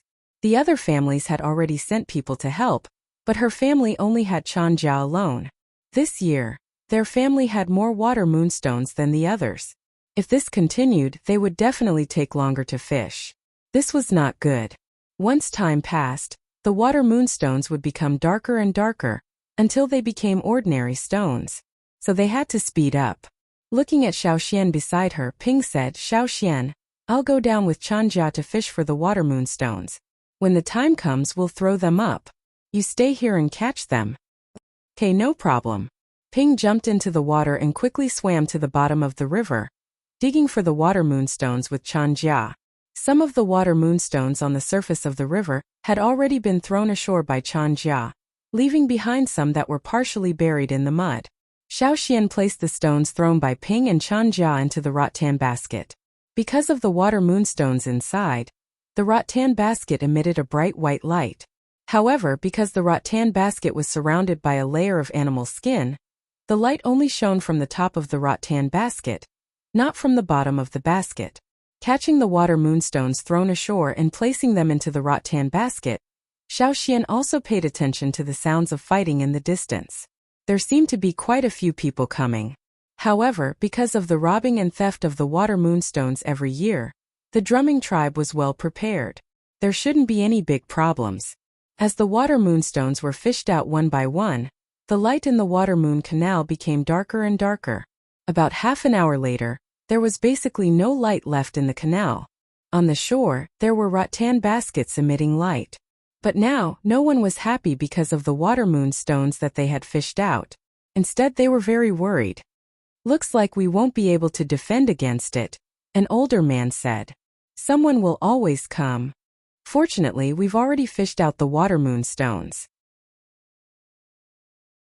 Otherwise, they would have taken advantage of us again," a woman said fiercely. Similar things had happened in the past. The guards at the outer layer might not be able to stop all the intruders, and some of the people who rushed into the tribe would steal the water moonstones that had not been fished out from the water moon channel. The totem patterns on the body of the elder who had spoken earlier appeared. He jumped into the water and swam to the other side of the channel. He lowered his body slightly. He waited for a moment. Then he took a step forward. His legs instantly exploded with power, leaving deep footprints on the ground. His body suddenly soared into the sky and rushed out like lightning. The wide animal skin clothes on his body fluttered because of the change in the airflow. A figure quickly came out from the forest. Before he could react, he was hit by a punch, and the bones in his chest cracked. The person who hadn't died was still struggling. But in the next moment, a large hand with sharp claws pressed down on his heart. Poochie! The hand directly penetrated and crushed the intruder's heart. From the moment the elder moved to the moment he killed the intruder, everything happened in a very short time. Although it looked like a simple fight, it was in fact not so. Xiaoxian realized that after killing the intruder, the elder was panting heavily. If they couldn't kill the intruder in an instant, the longer the battle dragged on, the more disadvantageous it would be for them. Other than the moment they started to charge, their speed was slower than the intruder's. If the intruder successfully stole the water moon stone and escaped, the people here might not be able to catch up to him. Someone came so quickly? Ping looked worried. In the past few years there were people who could rush here at this time. But this year, the tribe had made a lot of preparations. There were also many barriers set up outside. Originally, they thought that they could delay for a little longer to give the water moon channel more time to prepare and settle down. But now it seemed that things were worse than they thought. "Quickly let the children take the water moon stones back," the elder said. Actually, even if he didn't say it, the others could also guess the current situation. Putting the last water moon stone into the rattan basket, Ping wrapped the animal skin around the basket and tied it with a straw rope. The originally dazzling white light was completely blocked. Passing the rattan basket to Chanja, Ping said, "Quickly take the water moon stones back." Chunjia didn't say anything more. This kind of thing, he had encountered many times since he was young. "Mother." Carrying the rattan basket and walking a few steps, Chunjia looked back at Ping and shouted, "Go back. Be smart. You must hide well." Ping exhorted. And the surrounding families were in the same situation. They let the children take the water moon stones back, while the adults stood guard here. Ping and the surrounding families were the same. The adults, no matter male or female, would all stand guard here. With the water moon channel as the boundary, this was the second line of defense. After this, it would be the tribe's residence. I'll stay here to help you, Xiaoxian said. No, Xiaoxian, you take Chenjia and the others back. You must be careful to hide well. There will definitely be many people from the drumming tribe coming this time. They won't let go of any opportunity. If someone rushes into the tribe, whether it's the water moonstones or the children, it will be hard to escape. Even if the water moonstones are stolen, don't fight with them. There will be people in the tribe to help. As long as you hide well and wait for the rest of the tribe, it will be fine. With Xiaoxian here, she felt more at ease. Chenjia, this brat, was disobedient and liked to run around. If there was no one watching over him, she would feel uneasy. When this matter was over, she would give more water moonstones to Xiaoxian as thanks. After these few days, Ping felt that Xiaoxian should be a reliable person. Xiaoxian thought for a while and nodded, okay. I'll go back with Chenjia. The surrounding people and Ping live very close to each other, so the children of several families went back together. Xiaoxian went with them. Carrying a large basket of water moonstones, the group of children's feet were not slow. They were probably used to this kind of thing and did not panic. After returning to their homes, they all went back to their own homes. The place where the water moonstones were hidden was actually in the water. In the room where Fu Shi and Ping slept, Chenjia lifted up a few wooden planks and carefully placed the rattan basket down. Directly below was the pool. The water here was able to submerge the rattan basket. The murky water was able to hide the rattan basket very well. After placing the rattan basket down, Chenjia then remembered that there was an outsider here. He carefully raised his head to take a look, only to find that Xiaoxian was not paying attention to him at all. Instead, he was busy at the window. What are you doing? Chenjia asked. Just in case, adding a layer of protection, Xiaoxian replied. When Chenjia came over, Xiaoxian had already finished dealing with the matter. The windows of the drumming tribe were relatively large. Every bedroom had a large window. Most of the time they would use the window as a door, directly entering and exiting through the window. Therefore, after closing the door, the window was the only way in and out. Chenjia looked at the window and did not find anything special. Just as he was about to reach out and touch the window frame, he was stopped by Xiaoxian. Your mother told you to hide well, Xiaoxian said. Chenjia bit his hand in annoyance. No need to hide, I didn't hide before. I'll just wait here. He originally wanted to lean against the window and take a look outside, but when he thought of Xiaoxian's actions just now, he held back and sat there, continuing to bite his hand. He heard that this time it would be even more dangerous. He did not know if anything would happen to his father and mother. In the past, his grandparents had lost their lives in this kind of attack. Xiaoxian glanced at Chenjia. If you want to hide, will you also hide in the pool? Yes. There's a hole in the pool where you can hide. There was no air in the hole under the pool. Only the drumming tribe, who were good at swimming, could hold their breath for a long time. Others could not do what they did. Outside, there were small crocodiles calling out. They were from the other pools. Probably because they felt uneasy, they kept calling out. This included the brown-eyed crocodile in Chenjia's family pool. Xiaoxian looked outside and did not see any intruders. There was not even a person walking around. Everyone stayed in their own houses with their doors tightly shut. No one went out. You wait here, I'll go out and take a look, Xiaoxian said. After taking 2 steps, he turned around and said, Don't touch the window. If you want to hide, you can enter the pool from under the wooden planks. Remember, if anyone comes to call you, don't come out of the window. Stand as far away from the window as possible. I know, Chenjia replied. Xiaoxian jumped out of the window without touching the frame at all. Compared to the fighting outside the tribe, the residential area was much quieter. Of course, that was on the premise that there were no crocodiles calling out.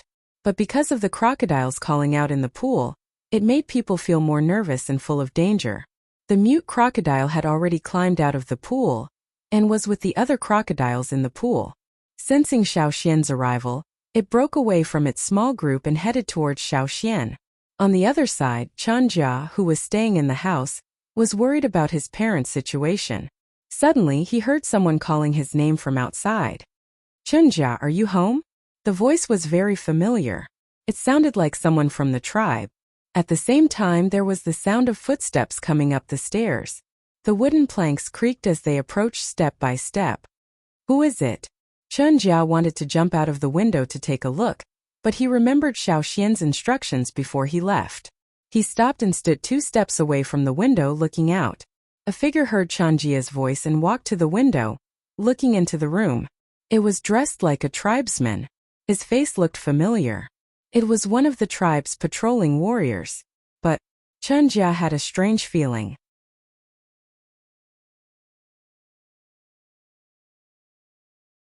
Chapter 161. What's the matter? Chunjia did not immediately walk over, but stood still and asked. The chief asked me to bring you all over. This time the drumming tribe has sent many people, so it's not safe for you all to stay here. The other party said. Seeing that Chunjia was still doubtful, the man took out a square bone plate with the drumming tribe's totem pattern on it. Here it was equivalent to the chief's command and was a proof. Seeing the bone plate, Chunjia's heart relaxed slightly. Then what about my family's water moonstones? Chunjia asked again. Bring them along. If we leave them here, they will find us. The man said. Okay. Chunjia did not think that the chief would be greedy for his family's water moonstones. If he could bring the water moonstones to the central area, it would be much safer. Suppressing the strange feeling in his heart, Chunjia removed the wooden plank and pulled out the rattan basket filled with water moonstones from the water. Carrying it, he walked towards the window. As he walked, he asked, Has Tail and the others all gone over? Tail was a nearby child about the same age as Chunjia. They often played together. Because his hair was tied up in a bundle and was somewhat stiff, looking like a crocodile's tail, everyone gave him such a name. Yes, they're waiting at the edge of the forest. You'll see them soon. As the man spoke, he looked around. There were people in the other houses looking in this direction. He waved his hand. You all come out too, let's leave together. Okay. The people on the other side replied. Hearing that many people he knew were here, Chunjia's heart was happy. Hugging the rattan basket, he planned to climb out of the window. But in the next moment, he remembered Xiaoxian's warning. Xiaoxian said, Don't leave the window if anyone comes over. Then should he leave or not? Thus, when he was half a step away from the window, Chunjia stopped and looked at the person standing outside. Because of the moonlight, half of the person's face was covered in shadows. His eyes were brown and yellow, the eyes of the drumming tribe. But it was strange. Why did this person's face become more and more blurred? His face was blurred? Chunjia was startled. Looking at the person outside the window, his face showed vigilance. What's wrong? Come out quickly, everyone is waiting. The man urged. Not only did Chunjia not move forward, he quickly retreated a few steps, still vigilantly staring at the person in front of the window. He was suspicious of the person in front of him, but when he thought about the domino he had taken out, it was indeed given to him by the leader. Should he give it out or not? Seeing that Chunjia did not move, the person waiting outside the window scolded him, but Chunjia still did not move forward. His face was still filled with hesitation as he held onto the rattan basket tightly, as if he was guarding against a thief. After a few words of reprimand to no avail, the man lost his patience. Murderous intent flashed in his eyes as he raised his foot, intending to enter. The moment the other party looked at him, Chunjia felt as if he had returned to the day when he was pushed into the river. It's him. It was the person in front of him. Chunjia's heart was as cold as ice. He wanted to escape, but he couldn't. Just as he was about to shout and expose this person, he was stunned by the scene in front of him. The other party leaped up and stepped on the windowsill. With just a light jump, he would be able to enter the house. However, the moment he stepped on the windowsill, a rapid buzzing sound rang out. The person who was about to jump through the window paused. His feet and some parts of his body were tied up by thin threads. It was these threads that caused his movements to stop for a moment. What's going on? Why is there such a thing at the window? Before he had time to wonder, a stone knife pierced his abdomen from behind. Pooh! Under the moonlight, dark blood dripped from the knife. You. He turned his head, only to find that the person he thought had left was actually standing behind him without a sound. Previously, when he quietly came over, he saw Chanjia and Xiaoxian, who entered the house together with Chanjia. However, he did not know Xiaoxian's strength, so he hesitated whether or not he should act according to plan. Xiaoxian's departure was exactly what he wanted. Once he saw Xiaoxian leave, he came over. He originally thought that Chanjia, this idiot, would be tricked out quickly, but who would have thought that such a thing would happen? Xiaoxian threw the incapacitated person to the side and looked at the dumbstruck Chanjia in the room. Are you all right? I'm fine, I can now. Chanjia looked at the window, his mind still replaying the moment just now. In the blink of an eye, that person was tied up. No wonder Xiaoxian did not allow him to touch the window. You can now, Xiaoxian said. Chanjia put down the rattan basket, climbed out of the window, and looked at the person who was thrown to the side. Tied up by thin threads and stabbed with a knife, although he was not dead, he was no longer a threat. You knew that someone would come? Chanjia asked Xiaoxian. I guessed. At this time, the people who were excitedly packing up saw the situation in front of them, and were all frightened. What happened? Chanjia, you killed your own people. He just said that he would bring us to the chief. Chanjia, didn't you hear him? Someone said with dissatisfaction. He's a traitor. He betrayed the drumming tribe. Chanjia said loudly. He's not. A voice came from not far away. Xiaoxian had already sensed that someone was approaching, but after discovering the identity of the other party, he did not make a sound. Qingyi? Chanjia looked at the person walking over. Qingyi was the youth who was with Xiaoxian that day when he was mistakenly thought to have killed the crocodile. He was the chief's son and had a high position in the drumming tribe. Xiaoxian also found that many people in the drumming tribe were very afraid of Qingyi. You said he's not a traitor, and did not betray the drumming tribe? How is that possible? I was pushed into the river by him that day, it must be him. Although the voice was different, Chanjia felt that the person who pushed him that day was this person. Chanjia, you're mistaken again, right? Yes, Chanjia, you must be mistaken. Just now he said that he would bring us to the chief. A few people around Chanjia's age said. Xiaoxian did not make a sound, waiting for Qingyi's next words. He did not kill the person just now, keeping him alive so that it would be easier to interrogate him. However, Xiaoxian did not doubt his identity. The crocodile in the pond had already opened its mouth towards the person, as if it wanted to bite him. I said he did not betray the drumming tribe, because he is not a member of the drumming tribe. How can he betray us? As he spoke, Qingyi reached out and grabbed the neck of the person on the ground, gently twisting it. Ha! The person who was kept alive by Xiaoxian really stopped breathing. After he stopped breathing, the person's body also changed. His body shrunk a little, and his face was no longer the same as before. Xiaoxian moved his hand, and the silk thread that was originally tightly tied to the person slid down as if it had a life of its own. Seeing that everyone was looking at the silk thread in his hand, Xiaoxian said, Our tribe uses it to set up traps to catch prey. The few of them had an I understand expression on their faces, but they were thinking about other things in their hearts. They had heard from their elders that in many tribes, the warriors were not strong, so in order to not starve, they would use other methods to hunt, such as traps. Therefore, including Chanjia, the children all thought that in Xiaoxian's tribe, the warriors must be very weak. Retrieving the silk thread, Xiaoxian looked at Qingyi and asked, Who is this person? I don't know. Knowing that there was a spy, the tribe had indeed made arrangements. However, this place was not in the core area of the tribe, so the people arranged by the tribe had not yet arrived. Qingyi had chased after a spy here, but he did not expect to encounter such a scene. The chief indeed told the children here to bring the water moonstones over, but the person in charge of notifying this area was me, not him.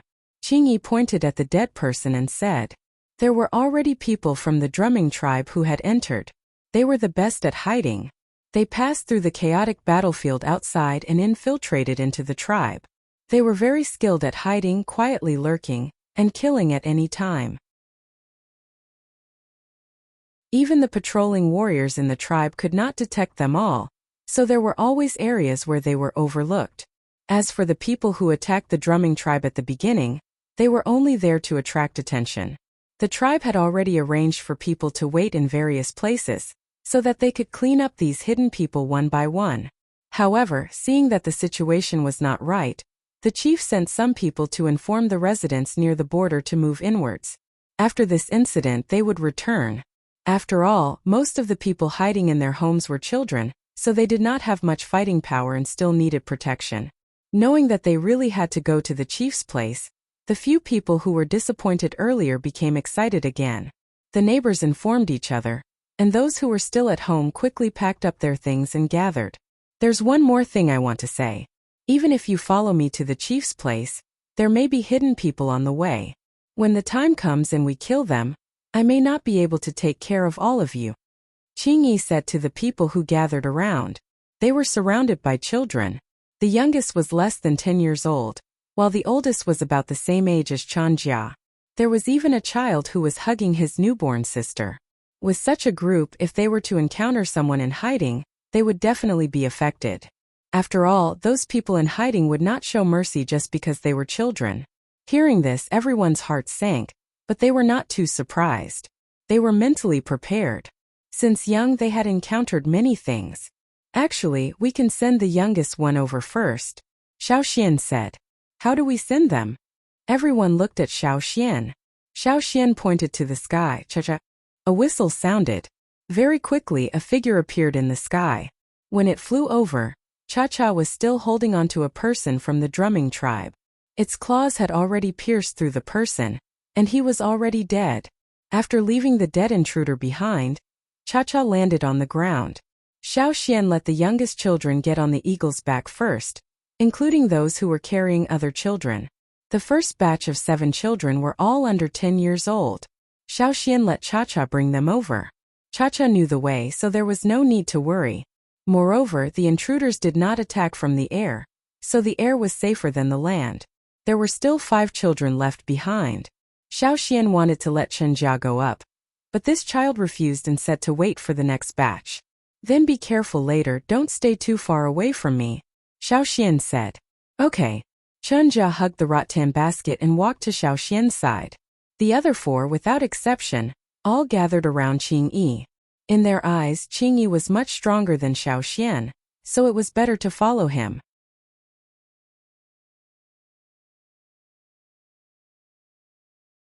Chapter 162. From Chanjia's house to the central region it wasn't too far, but it wasn't too close either. The drumming tribe's territory was very large, and because of the many ponds, the people living there weren't as close together as the Yanjiao tribe. Right now, most of the tribe's warriors had already gone to various places to defend against the invaders. Naturally, there were only a few people left in the inner region, and those who were patrolling and investigating internal dangers might not be able to take care of every place. Xiao Xian walked beside a pond. Because of the moon, it wasn't dark at night, so he could see his surroundings clearly. However, under these circumstances, there were still hidden dangers that weren't easy to discover. Qingyi led the way, his pace neither fast nor slow. He didn't stop because of the hidden dangers in the surroundings, nor did he rush. Beside the pond there was a pool of blood. Pushing aside the water plants, he could see a person lying there, no longer breathing. Looking at his clothes, he was from the drumming tribe. When Chanjia and the others saw him, their faces were filled with sorrow, but they didn't say anything. Every year similar situations would happen, but it wasn't every year that they would suffer heavy losses. Xiao Xian looked around. With his many years of hunting experience he could feel that someone was watching them, but he didn't know where the other party was hiding. As long as the other party made the slightest movement, Xiao Xian would be able to tell. Not only Xiao Xian, but if it were any of the Yanjiao tribe's warriors who were out hunting, most of them would be able to sense it. Since he couldn't pinpoint their location, he had to use another method. Xiao Xian activated his special ability, and under his vision, he could clearly see the surrounding trees. There were a few skeletons that were clearly different from the surrounding trees, but some of them were blocked by the trees so he couldn't see them clearly, or he could only see part of the body. However, this was enough. About 30 meters away from them there was someone hiding there. The other party hid very well, almost as if he had stopped breathing. It was as if he had blended in with the surrounding trees, making him difficult to discover. Just like what Qingyi had said, those who could sneak in without anyone noticing must have very good concealment skills. They were like hunters who were waiting for their prey to come to them at the mouth of a trap. In order to achieve their goal, they could even stand in the same place for an entire day and night, maintaining this state of concealment without eating, drinking, sleeping, or moving. Once they found an opportunity, they would launch a surprise attack in one go, and they would even not hesitate to use suicidal methods to drag their target to death. The drumming tribe's way of doing things made many other tribes wary. Once the drumming tribe was involved, they would enter a state of high alert. Every time they encountered the drumming tribe, there would be a fierce battle. Walking from Chanjia's house to here, Xiaoxian had already seen several corpses. They had been killed without a sound. In the surrounding muddy area or in the grass by the pool, there were some small crocodiles crying. They were very uneasy and anxious for their parents to come back. However, those big guys had to wait for at least one more day until the day the river rose. Everyone be careful. Xiaoxian did not directly point out where the people were hiding. He could see that Qingyi, who was walking at the front, had already noticed. After all, this was their territory. If he directly pointed out where the people were hiding in the dark, it might actually force them out. Cha-Cha had not returned yet, and there were still 5 children here. It was not easy to deal with them. As they got closer and closer to the people hiding behind the tree, Qingyi raised his hand and signaled the 4 people behind him to retreat. At the same time, Xiaoxian also pulled Chanjia, who was beside him, in another direction. Qingyi had just taken a step forward when a figure suddenly rushed out from behind the tree. His eyes were fierce and cold. It was not the emotionless coldness of the drumming tribe, but a kind of coldness that was filled with bloodlust. This was a very dangerous tribe. Xiaoxian had already blacklisted the drumming tribe. When the time came, if the Yanjiao tribe could smoothly come over and return to their homeland, they had to be on guard against the drumming tribe. The person who suddenly rushed out had fine scale-like patterns all over his body. He emitted a dangerous aura, instantly causing Chanjia and the other's hair to stand on end. The moment the other party rushed out, Xiaoxian discovered that Qingyi's arms suddenly expanded, emitting a ka-ka sound. Other than his arms, the other parts of his body also seemed to be inflated, suddenly expanding. Originally, he looked thinner than the other people of the drumming tribe, but after this short change, even his loose beast skin clothes became tight. His mouth opened, revealing 4 slightly long fangs, 2 on top and 2 on top. A low rumbling sound came from his throat. When he looked at the person hiding in the dark, his eyes were like 2 bright spots.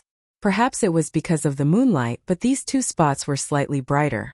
When the intruder came closer and closer, Qingyi also moved. His legs stepped on the ground, meeting the intruder at high speed. The muscles on his entire arm bulged, faintly pulsating. Every muscle contained an enormous explosive force, allowing him to make the fastest attack in the shortest amount of time. Here there were no fancy techniques. The battle was more direct and simple, and there were no deceptive moves. There were only direct and decisive attacks, as well as the determination to kill the opponent. The intruder was holding a bone knife made of animal bones, but when he swung the knife down, he discovered that the knife was caught by a hand. After Qingyi held the bone knife with one hand, his other arm smashed down like a stone pillar. At such a close distance and with such strength, if he was hit, he would be severely injured or even die. The intruder wanted to dodge, but he discovered that the hand holding the knife had unknowingly clamped down on his arm, like a fierce beast biting down on its prey. Unless he broke his arm, he would not be able to escape. The intruder had the courage to break his arm, but unfortunately, he did not have the time to do so. Ka! The crisp sound of bones breaking could be heard in the air. The intruder's eyes were still filled with disbelief, but very quickly the light dimmed. His body twitched and then he was no longer breathing. Qingyi threw the man with the broken skull to the side like he was throwing trash. His legs suddenly exerted force, and he rushed in a direction. There was a small bush there, and it did not look like a good place to hide. Qingyi was like a racing car that suddenly accelerated, whizzing past.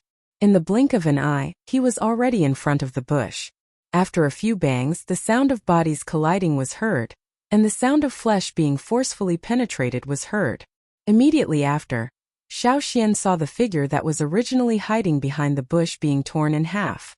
It was a very violent and bloody way, very much like the style of the Ji tribe. If you looked at Qingyi's eyes now, you would discover that his eyes were not dark brown, but the same as those people with yellow-brown eyes who had a violent temper. Qingyi was the only person in the tribe who had two colors of eyes. Normally, his eyes were black and looked harmless, but once he was in a fight, they would become violent. Qingyi's actions probably made the people lurking around realize that they had been discovered.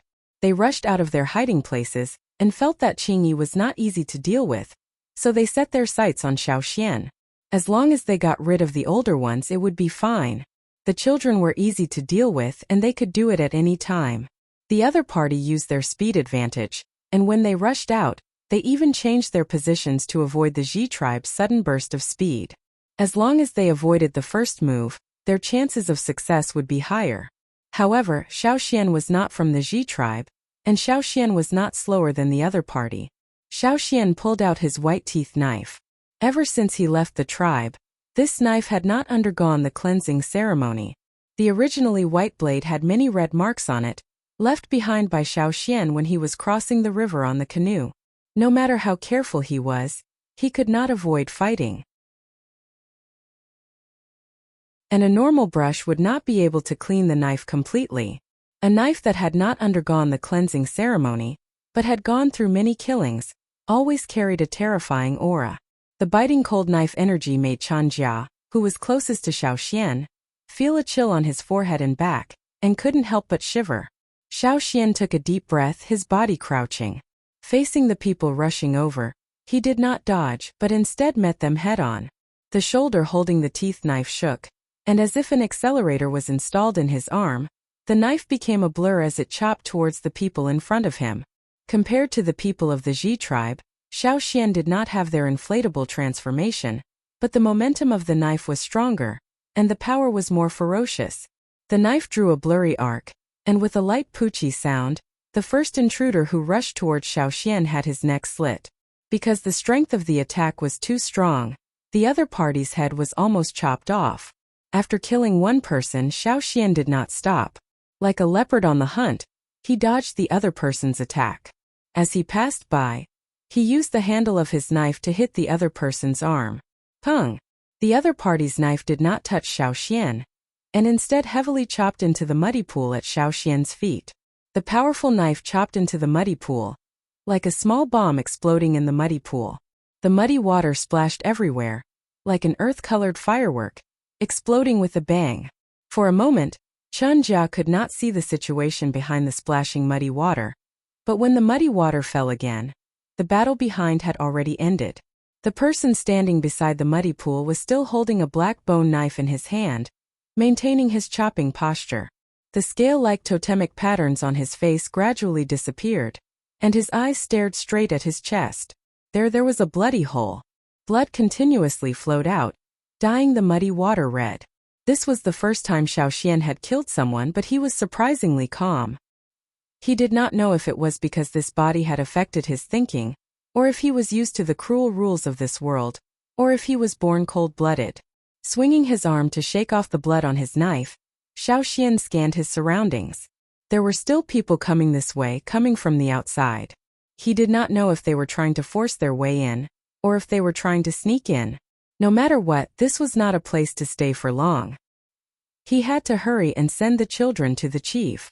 A shadow flashed across the sky. Xiaoxian was delighted. If he could send the 5 children over now, things would be much easier.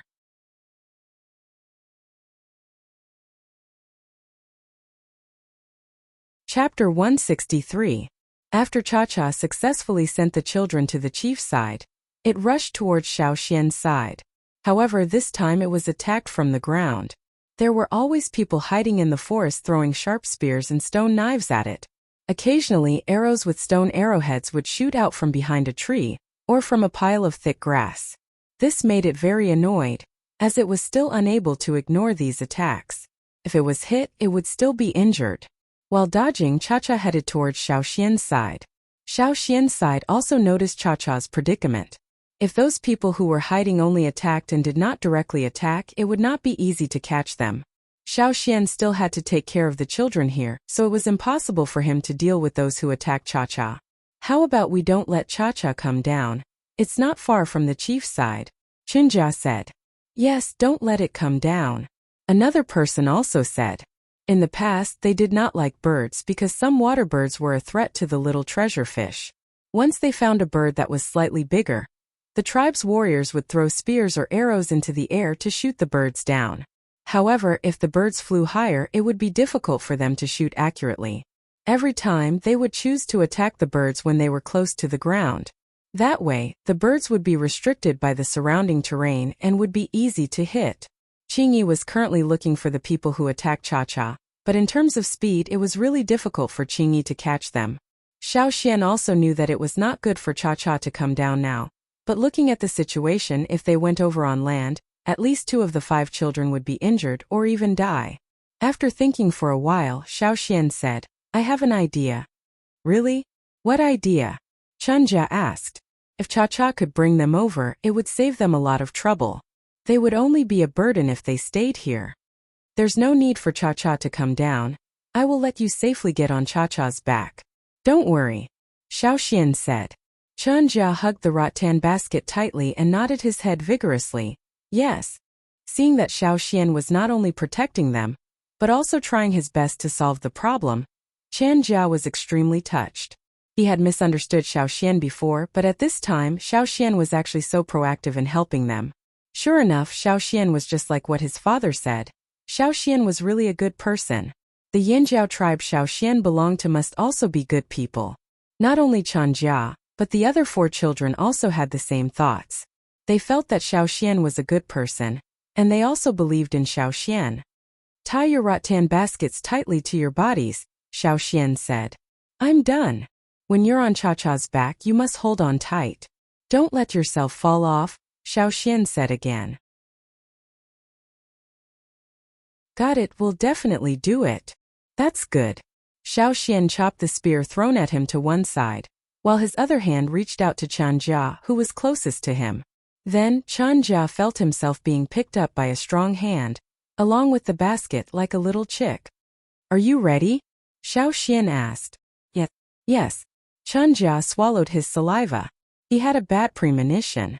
In the next moment, Chinjia was thrown into the air. His body quickly left the ground, as if he was weightless, and flew into the sky. The originally tall tree next to him shrunk in the blink of an eye. Previously, he could only see the top of the tree when he looked up, but now he could see a large area when he lowered his head. As a member of the drumming tribe who was used to living on wetland and in water-bathing areas, he had a natural fear of the sky. They could explode with powerful fighting strength on land, and could smoothly chase after prey in the water. But the sky? Last time, Chinjia was in a desperate situation and was pulled up by Xiao Xian from the bottom of the river. At that time he didn't pay attention to the situation below, nor did he think that something was wrong. Moreover, at that time he only stared at the riverbank, which was completely different from what he felt now. Compared to the previous batch, Chinjia didn't experience the stage of safely flying, and was directly thrown out. Looking at the ground getting farther and farther away, Chinjia felt a sense of dizziness. Completely out of conditioned reflex, he opened his mouth and shouted. Chinjia, who had always thought of himself as incomparably brave, was actually frightened to the point of crying out, and almost wet himself. His cry was so miserable. The people of the Yanjiao tribe compared to other tribes were much stronger. In the past, Xiao Xian thought that people in this world were all like this. But after coming to the drumming tribe and seeing the people of the drumming tribe, he realized that this wasn't the case. Therefore, the people of the drumming tribe, who always thought that they were strong and powerful, would never have thought that Xiao Xian would casually throw Chinjia and the basket of water moonstones into the air. When Cha-Cha was young, he had played a similar game with Cha-Cha. The difference was that this time it wasn't stones or animal skin bags that were thrown out, but people. Of course, to Cha-Cha, there wasn't much of a difference between the two games. The only difference was that this time, it used its back to catch them and not its claws. At first, Chinjia didn't react. After landing on Cha-Cha's back, He didn't even have time to grab onto Cha-Cha's feathers before he rolled down from Cha-Cha's back. When Cha-Cha caught him again, he remembered that Xiaoxian had told them to hold on tightly to the bird's back. In order to not fall to his death, Chanjia quickly grabbed onto Cha-Cha's feathers. Because he used too much strength, he almost pulled out all the feathers. Cha-Cha was so angry that it let out a loud cry, thinking that when the time came, it would catch this group of people and throw them around for fun. Seeing that Chanjia was safely on Cha-Cha's back, Xiaoxian tilted his head and looked at the other 4 children. The 4 people who were standing in the same place with sluggish expressions noticed Xiaoxian's gaze and simultaneously took a step back. "Either you get killed or come here," Xiaoxian said. The 4 of them were still somewhat hesitant. "Can you guys be more cowardly than Chanjia?" Xiaoxian said provokingly. Finally, one of the children clenched his teeth and braced himself as he walked towards Xiaoxian. Thus, the second person who screamed was heard.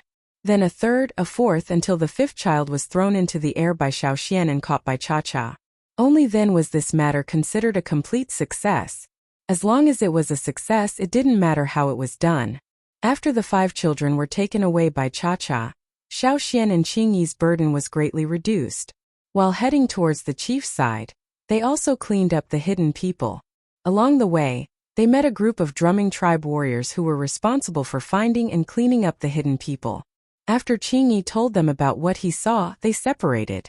Qingyi brought Xiaoxian to the core area of the drumming tribe, which was also the place Xiaoxian went to on his first day here. There were already quite a few people brought here, most of them were young children and old people.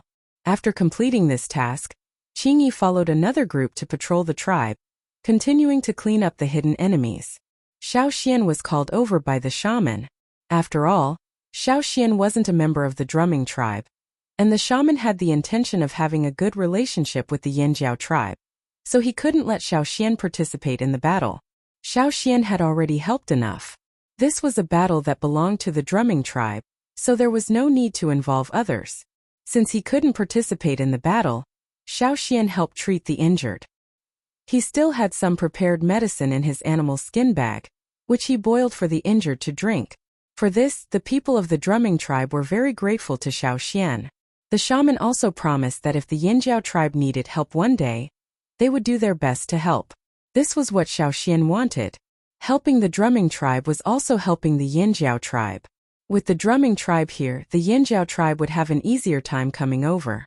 This battle, from the night when the 2 moons overlapped, to the next day when the moon disappeared and the sun reappeared, it still didn't stop.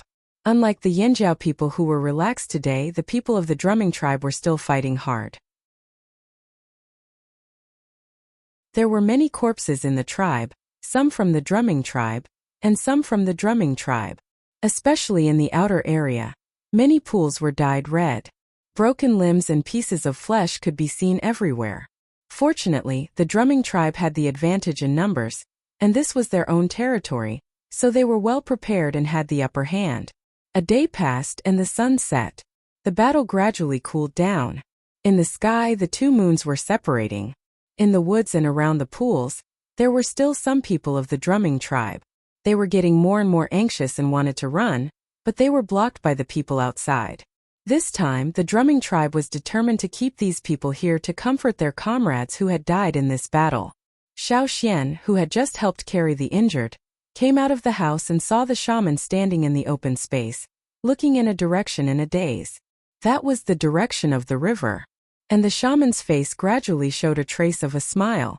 At the same time, Xiaoxian felt the ground under his feet shake, and the pool around him rippled. The shaking became more and more violent, and the familiar sound of thousands of horses galloping came from afar. The air humidity increased, and the water vapor increased. The wind began to blow fiercely, as if it was going to blow off the roof. Some of the wooden planks in the house were swept away, but no one cared about that. Everyone in the drumming tribe had a happy expression on their faces. Those emotionless eyes were now shining with tears. The rumbling sound, the violent shaking of the ground, and the water vapor in the air all meant that the disappeared river was about to rise again. Wu, the return of the kings of the river, announced the arrival of changes. The creatures that left during the rainy season all came back with the river. When the kings of the river swam deeper into the river, everything gradually calmed down. A huge claw stepped on the riverbank, and a huge body that was over 10 meters long emerged from the water. A rumbling sound came from its big mouth like rolling thunder. At the same time, it looked around, probably sensing the abnormal factors in the surrounding environment. Soon it seemed to have found something that made it very angry. A roar came from the riverbank, spreading far away. Around it, there were many of its companions. Like it, its huge body quickly entered the tributary. In the tributary that was expanding due to the rise of the river, a group of big guys was quickly approaching the tribe. They were responsible for cleaning up the battlefield.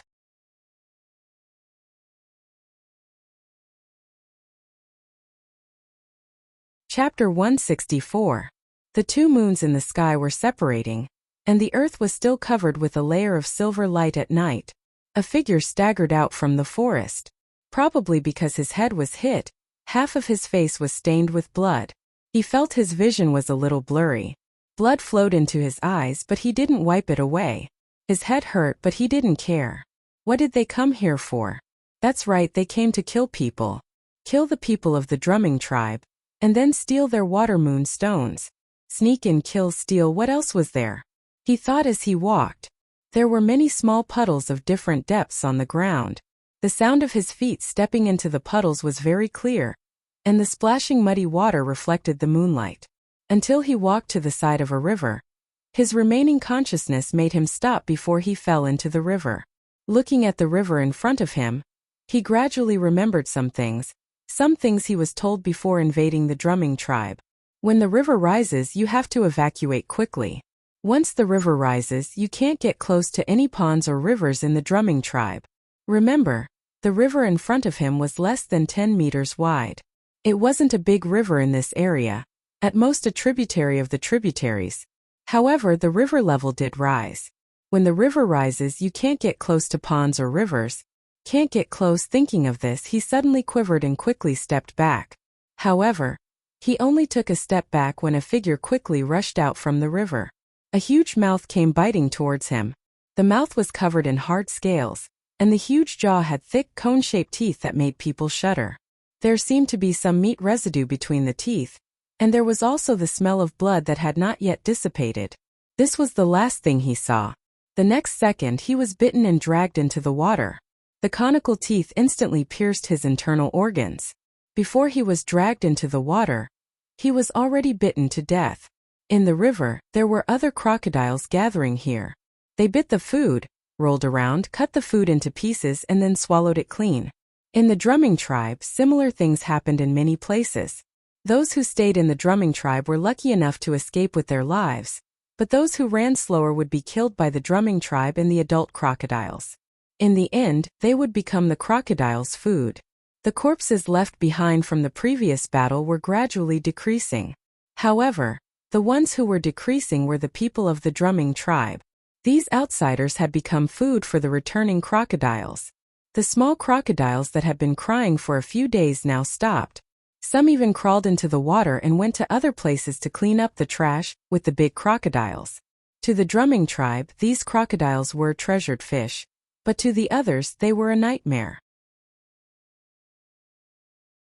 Xiaoxian stood there and watched the crocodiles pass by.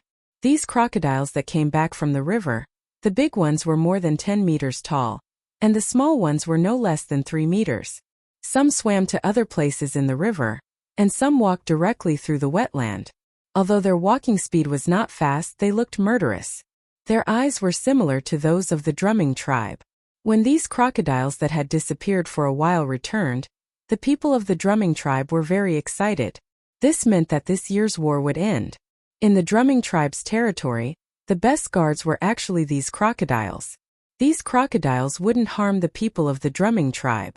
Even if they were no longer breathing, they wouldn't bite them. However, the other tribes didn't have such good treatment. They were completely treated as food and eaten in a very cruel way. As an outsider, Xiaoxian naturally did not dare to run around at this time. He stood together with the people of the drumming tribe. A few steps away, the shaman of the drumming tribe stood. A crocodile that was more than 15 meters long passed by Xiaoxian. It probably noticed that Xiaoxian was different, So it approached and opened its mouth towards Xiaoxian. A low growl came from its throat. It was suspecting Xiaoxian's identity. Its cold eyes were filled with killing intent, as if it would mercilessly bite him in the next moment. However, after the shaman said a few words that Xiaoxian did not understand, the crocodile left. Take this. The shaman handed Xiaoxian a bone plate with the drumming tribe's totem pattern on it. Xiaoxian took it.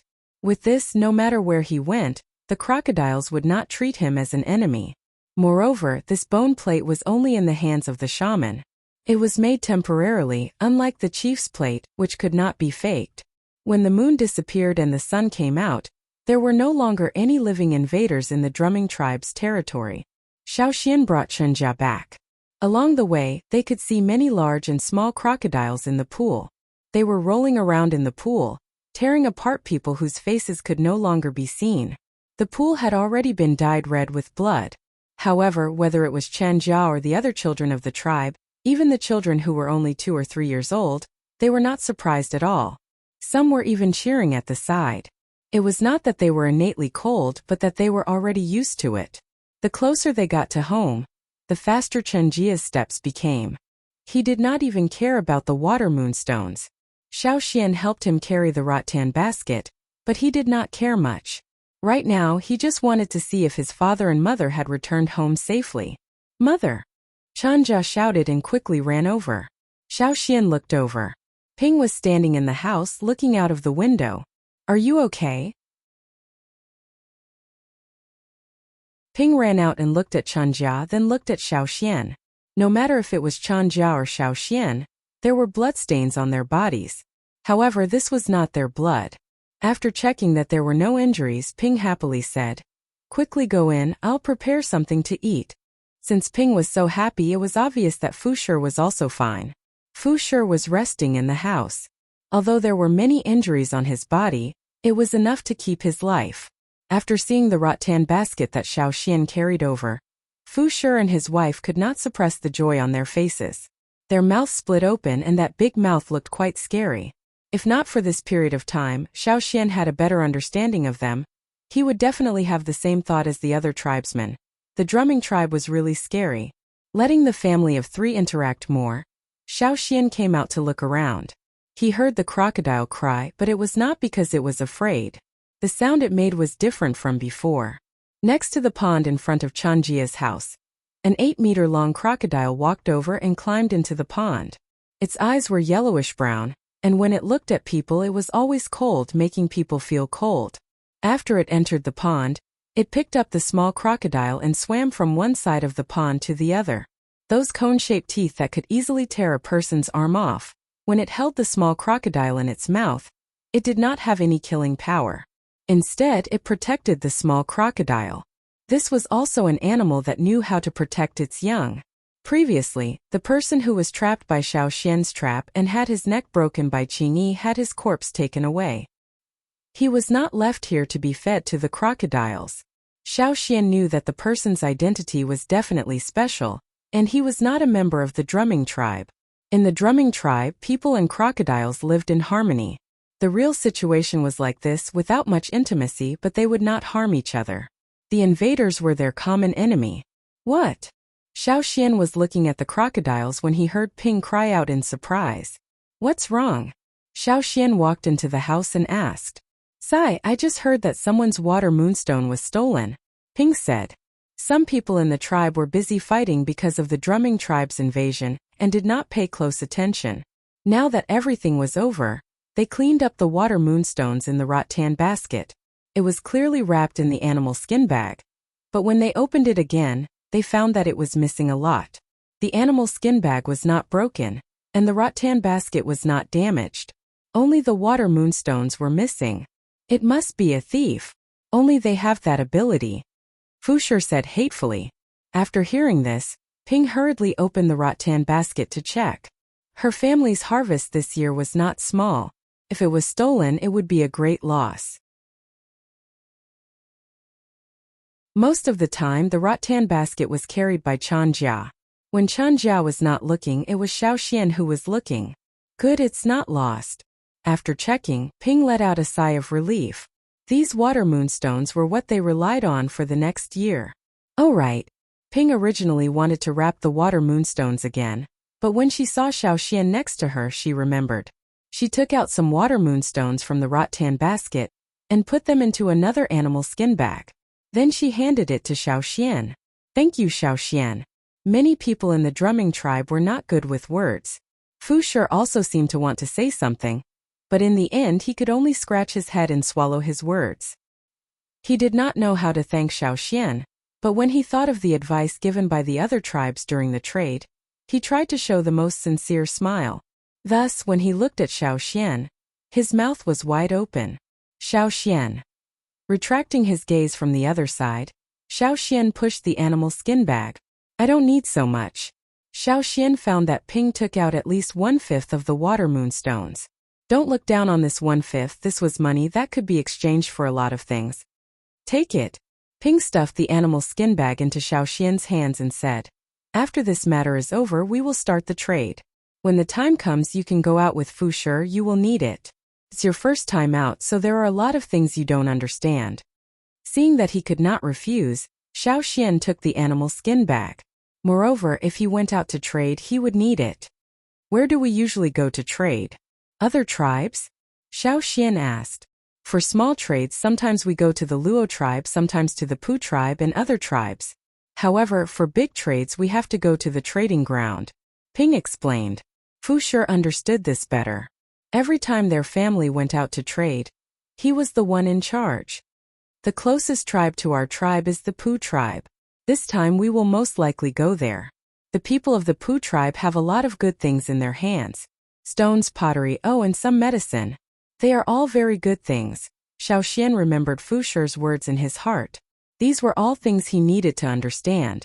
Because in the ancestors' animal skin roll, there was no mention of the Pu tribe.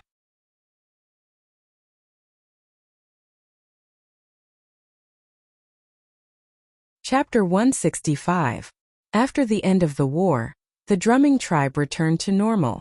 The tribe held a ceremony for the dead warriors, but Xiaoxian wasn't from the drumming tribe and couldn't participate in the ceremony, so he didn't see the fire seed of the drumming tribe. That day he stayed at Chanjia's house and felt the energy of the fire seed. It was different from the energy of the Yinjiao tribe's fire seed. This energy was much stronger. This was probably what the shaman said about the difference between a complete totem and an incomplete totem. The energy of the Yinjiao tribe's fire seed gave people a warm feeling, but the drumming tribe's fire seed gave people a slightly cool feeling. It wasn't cold, but it was slightly cooler than the Yinjiao tribe's fire seed. Even though he was curious about the drumming tribe's fire seed, Xiaoxian couldn't go and see it. Only when he talked with Fu Shi and the others did he know that their fire pit was actually a water hole. The bodies of the dead warriors would also be sent to that water hole. Hearing this, it was a very magical thing. If there was a chance, Xiaoxian really wanted to see the drumming tribe's fire pit with his own eyes. After the funeral ceremony, the tribe became lively again. Everyone was looking forward to the next trade, just like rich people who had just earned a large sum of money and were thinking about how to spend it. The drumming tribe's healing ability was slightly slower than the Yinjiao tribe's, but overall it wasn't bad. When the totem patterns covered their whole body, it was like a layer of scales covering them, giving them a certain amount of protection. The drumming tribe also knew that, because of this, their attitude towards Xiaoxian was very warm. When they heard that Xiaoxian was going to go out with the trading team, they all imparted their experiences to Xiaoxian, telling him how to choose, how to trade, what the price of each item was, etc. The young ladies of the drumming tribe, who looked cold but were actually passionate, often ran to Xiaoxian's side and showed their brightest smiles. Every time he faced this kind of enthusiasm, Xiaoxian's face froze. On the other hand, the men of the drumming tribe were all infatuated with the passionate girls. Sure enough, different tribes had different aesthetic standards. Due to the return of a large number of adult crocodiles, the Cha-Cha viewed the wetlands as a dangerous place. If they could land on a tree, they would definitely not land on the ground. Finally, the day of the trading team's departure arrived. Xiaoxian took the water moonstone that Ping gave him and left with Cha-Cha. Xiaoxian, you must come to our tribe to play again. Ping said to Xiaoxian. Alright, I'll definitely come back. The drumming tribe and the Pu tribe were not close. According to Xiaoxian's understanding, The drumming tribe was located in a remote area.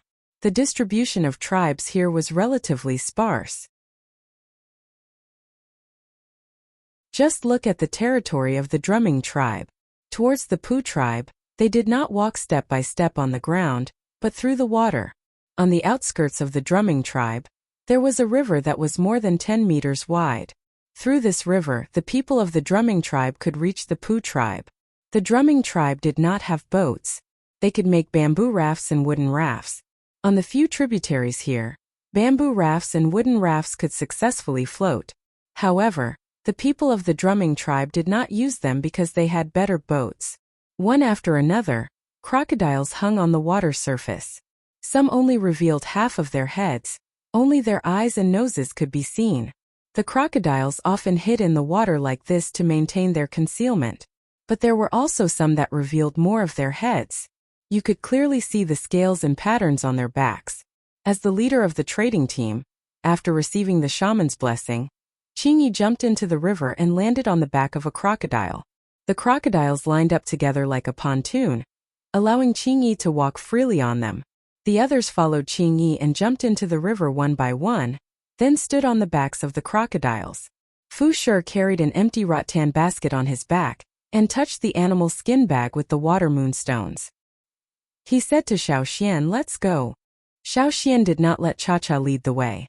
He wanted to be with the people of the drumming tribe and learn more about the Pu tribe. Fu Shi said a lot of things that were not specific. Xiaoxian could learn more from the conversations of the others. The drumming tribe had thousands of people. Not everyone would participate in this trade. Some temporarily did not need to buy anything. Some asked others to help them bring something back, and some waited for their companions to bring something back. Then they would use the water moonstones to exchange for it. After counting the people in the trading team, Qingyi waved his hand. "Let's go." The crocodiles floating on the water swung their tails and began to move forward along the river. Just as they started moving, Xiaoxian heard a cry from behind. Turning his head to look, he saw a crocodile floating on the river where the sending off team was. Beside it, there was a small crocodile with dark brown eyes. Many people could not hear its cry, so when Xiaoxian turned his head to look, Fu Shi was puzzled. After seeing the small crocodile, Fu Shi grinned. "It's sending us off." Turning his head back, Xiaoxian signaled to Cha-Cha in the air to follow. A trading team of more than 200 people, accompanied by more than 100 crocodiles. Although this team did not look like a lot, it was very strange. After all, these crocodiles were not real boats. They would not always stay above the water surface. Sometimes they would even sink a little. The people standing on their backs would have their legs in the water. However, the people of the drumming tribe did not feel uncomfortable. After all, they were also close to the water. Xiaoxian looked at the duckweeds on the water surface. These green plants hid the figures under the water. If one looked at the trading team from the land, it would be like a boat moving on its own. Only the ripples on the water would tell others that there were other creatures under the water. There were other fish in the river, even some dangerous ones. However, with this group of crocodiles, these fish all retreated and ran away. Sometimes they could even see some aquatic animals, as well as other animals playing in the water. Those that should be avoided were avoided, and those that did not need to be avoided were directly passed. These animals would naturally avoid them. Feeling a little itchy on his feet, Xiaoxian moved the spear in his hand. With a splash, a finger-long worm was lifted up by the spearhead. It was a worm with a mouth like a suction cup. Its body was reddish-brown with some fine earthy yellow patterns. Its stomach was slightly bulging. "Be careful, these worms suck blood," Fu Shi, who was standing in front, said. Xiaoxian acted as soon as he sensed it. This worm did not suck Xiaoxian's blood, but he did not know who in the group it belonged to. It seemed that in the river there were not many big threats but many small troubles. The river passed through a wetland and came to a mountain ridge. It passed by many towering mountains. For the drumming tribe, these mountains were high enough, but in Xiaoxian's eyes, these mountains were far from the hunting ground and the mountain range near Eagle Mountain. Half a day later, Xiaoxian's vision darkened. The group passed through a narrow channel between two cliffs. Here, the cliffs on both sides blocked most of the light. Only a narrow opening at the top allowed them to see the sky. This narrow channel was especially quiet. The sound of the crocodile's tail swishing could be heard clearly. After this we'll reach it, Wuxia said. The light in front of them was getting closer. When the group came out of the narrow channel, what they saw was completely different from before. In their field of vision, there were large lotus leaves. From here on, it's the Pu tribe's territory, Wuxia said. Xiaoxian was about to ask more when he sensed that there was something in the water quickly approaching them. It stopped when it reached the edge of the lotus leaves. The large lotus leaves covered the figure underwater. Gua! A frog-like croak was heard. Xiaoxian reflexively took out his knife and was on guard. Whoosh! A figure broke out of the water, but it did not run directly to the drumming tribe's trading team. Instead, it stood on a lotus leaf the size of a small bed.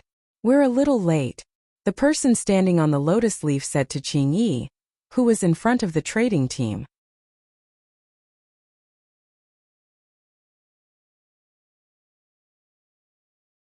Chapter 166. Xiaoxian looked at the man on the lotus leaf. When he heard the croak, he thought of the long-tailed frogs that appeared at the tribe's shore during the rainy season. That was why he immediately pulled out his knife. The man on the lotus leaf was the Pu tribe's border patrol. He was familiar with the drumming tribe's people who often came here to trade. He was also familiar with Qingyi. Hearing the other party's words, Qingyi helplessly said, "The trouble this time is bigger. Other than the drumming tribe's people, there were also people from other tribes involved." But Qingyi didn't say this.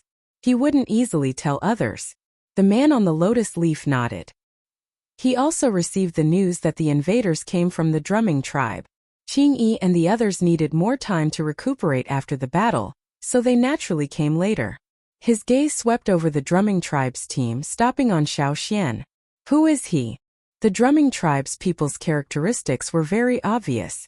He didn't need to look too much to recognize the person who was obviously different from the others. A guest from the drumming tribe from the Yinjiao tribe. His name is Xiaoxian, Qingyi introduced. The person standing on the lotus leaf narrowed his eyes and scanned Xiaoxian's body, as if trying to determine if this stranger was a threat. As for the Yinjiao tribe, it was probably an unknown small tribe. There were too many small tribes in this world, so they didn't need to remember them one by one. However, for a guest from the drumming tribe, they still had to give some face. After all, the drumming tribe's people were very rich. Especially after the 2 moons, it was the harvest season for the drumming tribe. There were baskets of water moonstones. For such a wealthy trader, the Pu tribe welcomed him very much. Let's go, everyone has been waiting for a long time. The man on the lotus leaf jumped back a few steps to another lotus leaf. His cheeks puffed up like a frog, making a croak sound. Not long after the sound was made, Xiaoxian felt something moving under the water. Standing in the water, he could feel the waves. At the same time, in front of the drumming tribe's trading team, which was originally full of lotus leaves and couldn't see anything else, now those tall lotus leaves were tilted to both sides, revealing a waterway in the middle. Let's go. Qingyi led the crocodile forward along the waterway. The other people in the trading team followed suit. The lotus leaves here were very large. The stems of the lotus leaves, which were thicker than a person's thigh, were exposed above the water. The green stems of the lotus leaves were covered with thorns. If someone tried to force their way through, the thorns on the stems of the lotus leaves would cut off their flesh. Unlike the muddy ponds of the drumming tribe, the river here was clearer, but the surface of the water was covered with duckweed, making it difficult to see the situation under the water. When the crocodile swam past, the duckweed would be pushed away by the waves. When the waves rippled, Xiaoxian could see many green frogs hiding in the duckweed under the lotus leaves. Those who were more timid would run away immediately, kicking the water surface vigorously and swimming away in the standard frog style. As for the braver ones, they remained in their original positions with half of their heads exposed. Their 2 round eyes stared at the people passing through the waterway. Their horizontal pupils were like slits, but they did not have the coldness of a crocodile. Instead, they gave people the feeling that they were smiling. From time to time there would be frog calls either near or far. They are the people of the Pu tribe. The one who talked to Qingyi is called Puyi. He is in charge of the border patrol and defense of the Pu tribe. Fu Shi said to Xiaoxian. Puyi jumped on a lotus leaf not far away. He wasn't wearing any beast skin clothes, so the drawings on his body were exposed. They weren't totem patterns, but patterns drawn with a special pigment. They wouldn't be washed off by water. At the same time, when Puyi and Qingyi were talking, Xiaoxian also noticed that Puyi had some drawings around his eyes. These were the preferences of the Pu tribe. People with different preferences would draw different patterns around their eyes. This was the custom of the Pu tribe, passed down from their ancestors. Puyi jumped from one lotus leaf to another. Sometimes because of his jump, the dew on the lotus leaf would flow down with the tilt of the lotus leaf, falling into the water and making a dripping sound. Under the water, there were many warriors like Puyi who were in charge of border patrol. They pulled the lotus leaves to both sides, opening up a waterway. No matter if it was the people of the Pu tribe or the drumming tribe, they were all excellent swimmers. Following the waterway opened up by the Pu tribe, the trading team moved forward. As they continued to move forward, Xiaoxian could feel the temperature gradually rising. There was no longer the cold of the mountains, but it became warm and humid. If you stood at a high place, you could see everything green. Green lotus leaves, green duckweed, and dense green forests on both sides of the river. The frog calls around them became more and more frequent, proving that there were more and more frogs around. Fortunately, Xiaoxian did not find any long-tailed giant frogs in the river. The totem of the Pu tribe was a frog. This also proved that they had a close relationship with frogs. Here, anyone who killed frogs for no reason would be punished by the Pu tribe. The Cha-Cha did not enter the territory of the Pu tribe. Instead, they wandered around the border. Without the permission of the Pu tribe, they would be attacked as invaders. The people of the Pu tribe were good at using poison. Following the waterway for a while, Xiaoxian heard people cheering. They are here. Quick! The people of the drumming tribe are here. Father, the trading team is here. Quickly take out the things. Some of the voices came from the shore, while others came from the lotus leaves above. Looking from the water surface, on the big umbrella-like lotus leaves, one could see a moving shadow. You are still very popular, Xiaoxian said to Fu Shi. Of course, we often come to trade with them. We all know each other and have a good relationship. Haha. Fu Shi rarely heard people say that his tribe was popular. He felt very happy. Only Qingyi and a few others' faces twitched. Of course they were popular. They were the important customers of the Pu tribe. Without the drumming tribe, most of the people of the Pu tribe would immediately live in poverty. Following the open waterway, the team turned a corner. In front of them was the riverbank. On the riverbank, there were already many people of the Pu tribe waiting. Big and small, young and old, each and every one of them was smiling until their mouths cracked. Different from the fierce, bloody mouth of the drumming tribe, although the people of the Pu tribe had big mouths, many of them had slightly upturned mouths. Coupled with the shape of their jaws, they did not look as stiff as the people of the drumming tribe. They gave people a feeling that they were much more enthusiastic. In addition to their mouths, the people of the Pu tribe generally had big eyes. Coupled with their unique customs, everyone's eyes were painted with patterns. According to the warriors of the drumming tribe who often came out to trade, they could judge the character of the people of the Pu tribe based on those patterns. And the experienced old warriors gave Xiaoxian advice. Stay away from those with very colorful patterns. Those people were very dangerous. Just like some colorful frogs, the more colorful they were, the more likely they were poisonous. Ha, you finally came. A middle-aged man walked forward a few steps and greeted Qingyi and a few others. Is everything ready? Qingyi stepped onto the shore and walked with the man towards the Pu tribe. It's been ready for a long time. We've been waiting for 2 days. Xiaoxian followed Fu Shi and a few others to the shore. As for the crocodiles used as boats, they would rest in the surrounding river. The people of the Pu tribe would take care of them. An auntie wearing an animal skin coat, carrying a large wooden plate, walked over with a smile. Welcome to the Pu tribe. Here freshly roasted. Xiaoxian looked around. There was a large plate of roasted insects. Every one of them died with their eyes wide open. Xiaoxian. Really enthusiastic. Fu Shi and the others were already used to it. They reached into the wooden plate and grabbed a handful of things to eat. Seeing that Xiaoxian didn't move, Fu Shi and a few others recommended, "Xiaoxian, the Pu tribe's roasted things are not bad. You can try it. Once you leave, it will be hard to eat it again." Xiaoxian stared at the insects that died with their eyes wide open for a few seconds. He reached out his hand to grab one that looked like it still had all 4 limbs. But he didn't expect the auntie to be so enthusiastic. She directly grabbed a handful and stuffed it into Xiaoxian's hand. "Xiaoxian, thank you." Although it looked terrible, the taste was just like what Fu Shi said. It was good to eat if you ignored the appearance. In the Pu tribe's village, the houses in the residential area were not big. They were made with branches and leaves. Some were in an oval shape with an opening on the side. Some were in a large triangular shape. There was no fixed shape. It looked very artistic. It wasn't that they didn't have the ability to build bigger and stronger houses. It was just that their habits and preferences made them more inclined towards this kind of building style. At noon, the sun was too strong. Some people even folded lotus leaves and used them as umbrellas. Because there was still Cha-Cha's matter, Qingyi let the others trade first. He brought Xiaoxian to the Pu tribe's chief. The Pu tribe's shaman often stayed in his cave and rarely came out. Every time the drumming tribe people came to the Pu tribe, they would see the Pu tribe's chief, Guangho. The place where Guangho lived was in the central area of the Pu tribe. Because the people here lived more densely, they didn't have to walk too far to reach Guangho's house.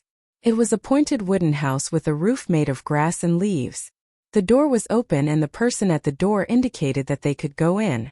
After entering the house, the first thing Xiaoxian saw was a lump of meat sitting in the front. That was the Pu tribe's chief, Guangho. Guangho's eyebrows were protruding like 2 horns. Around his eyes were some yellowish green and black stripes. Compared to the other people in the Yanjiao tribe, Guangho's appearance was more ferocious.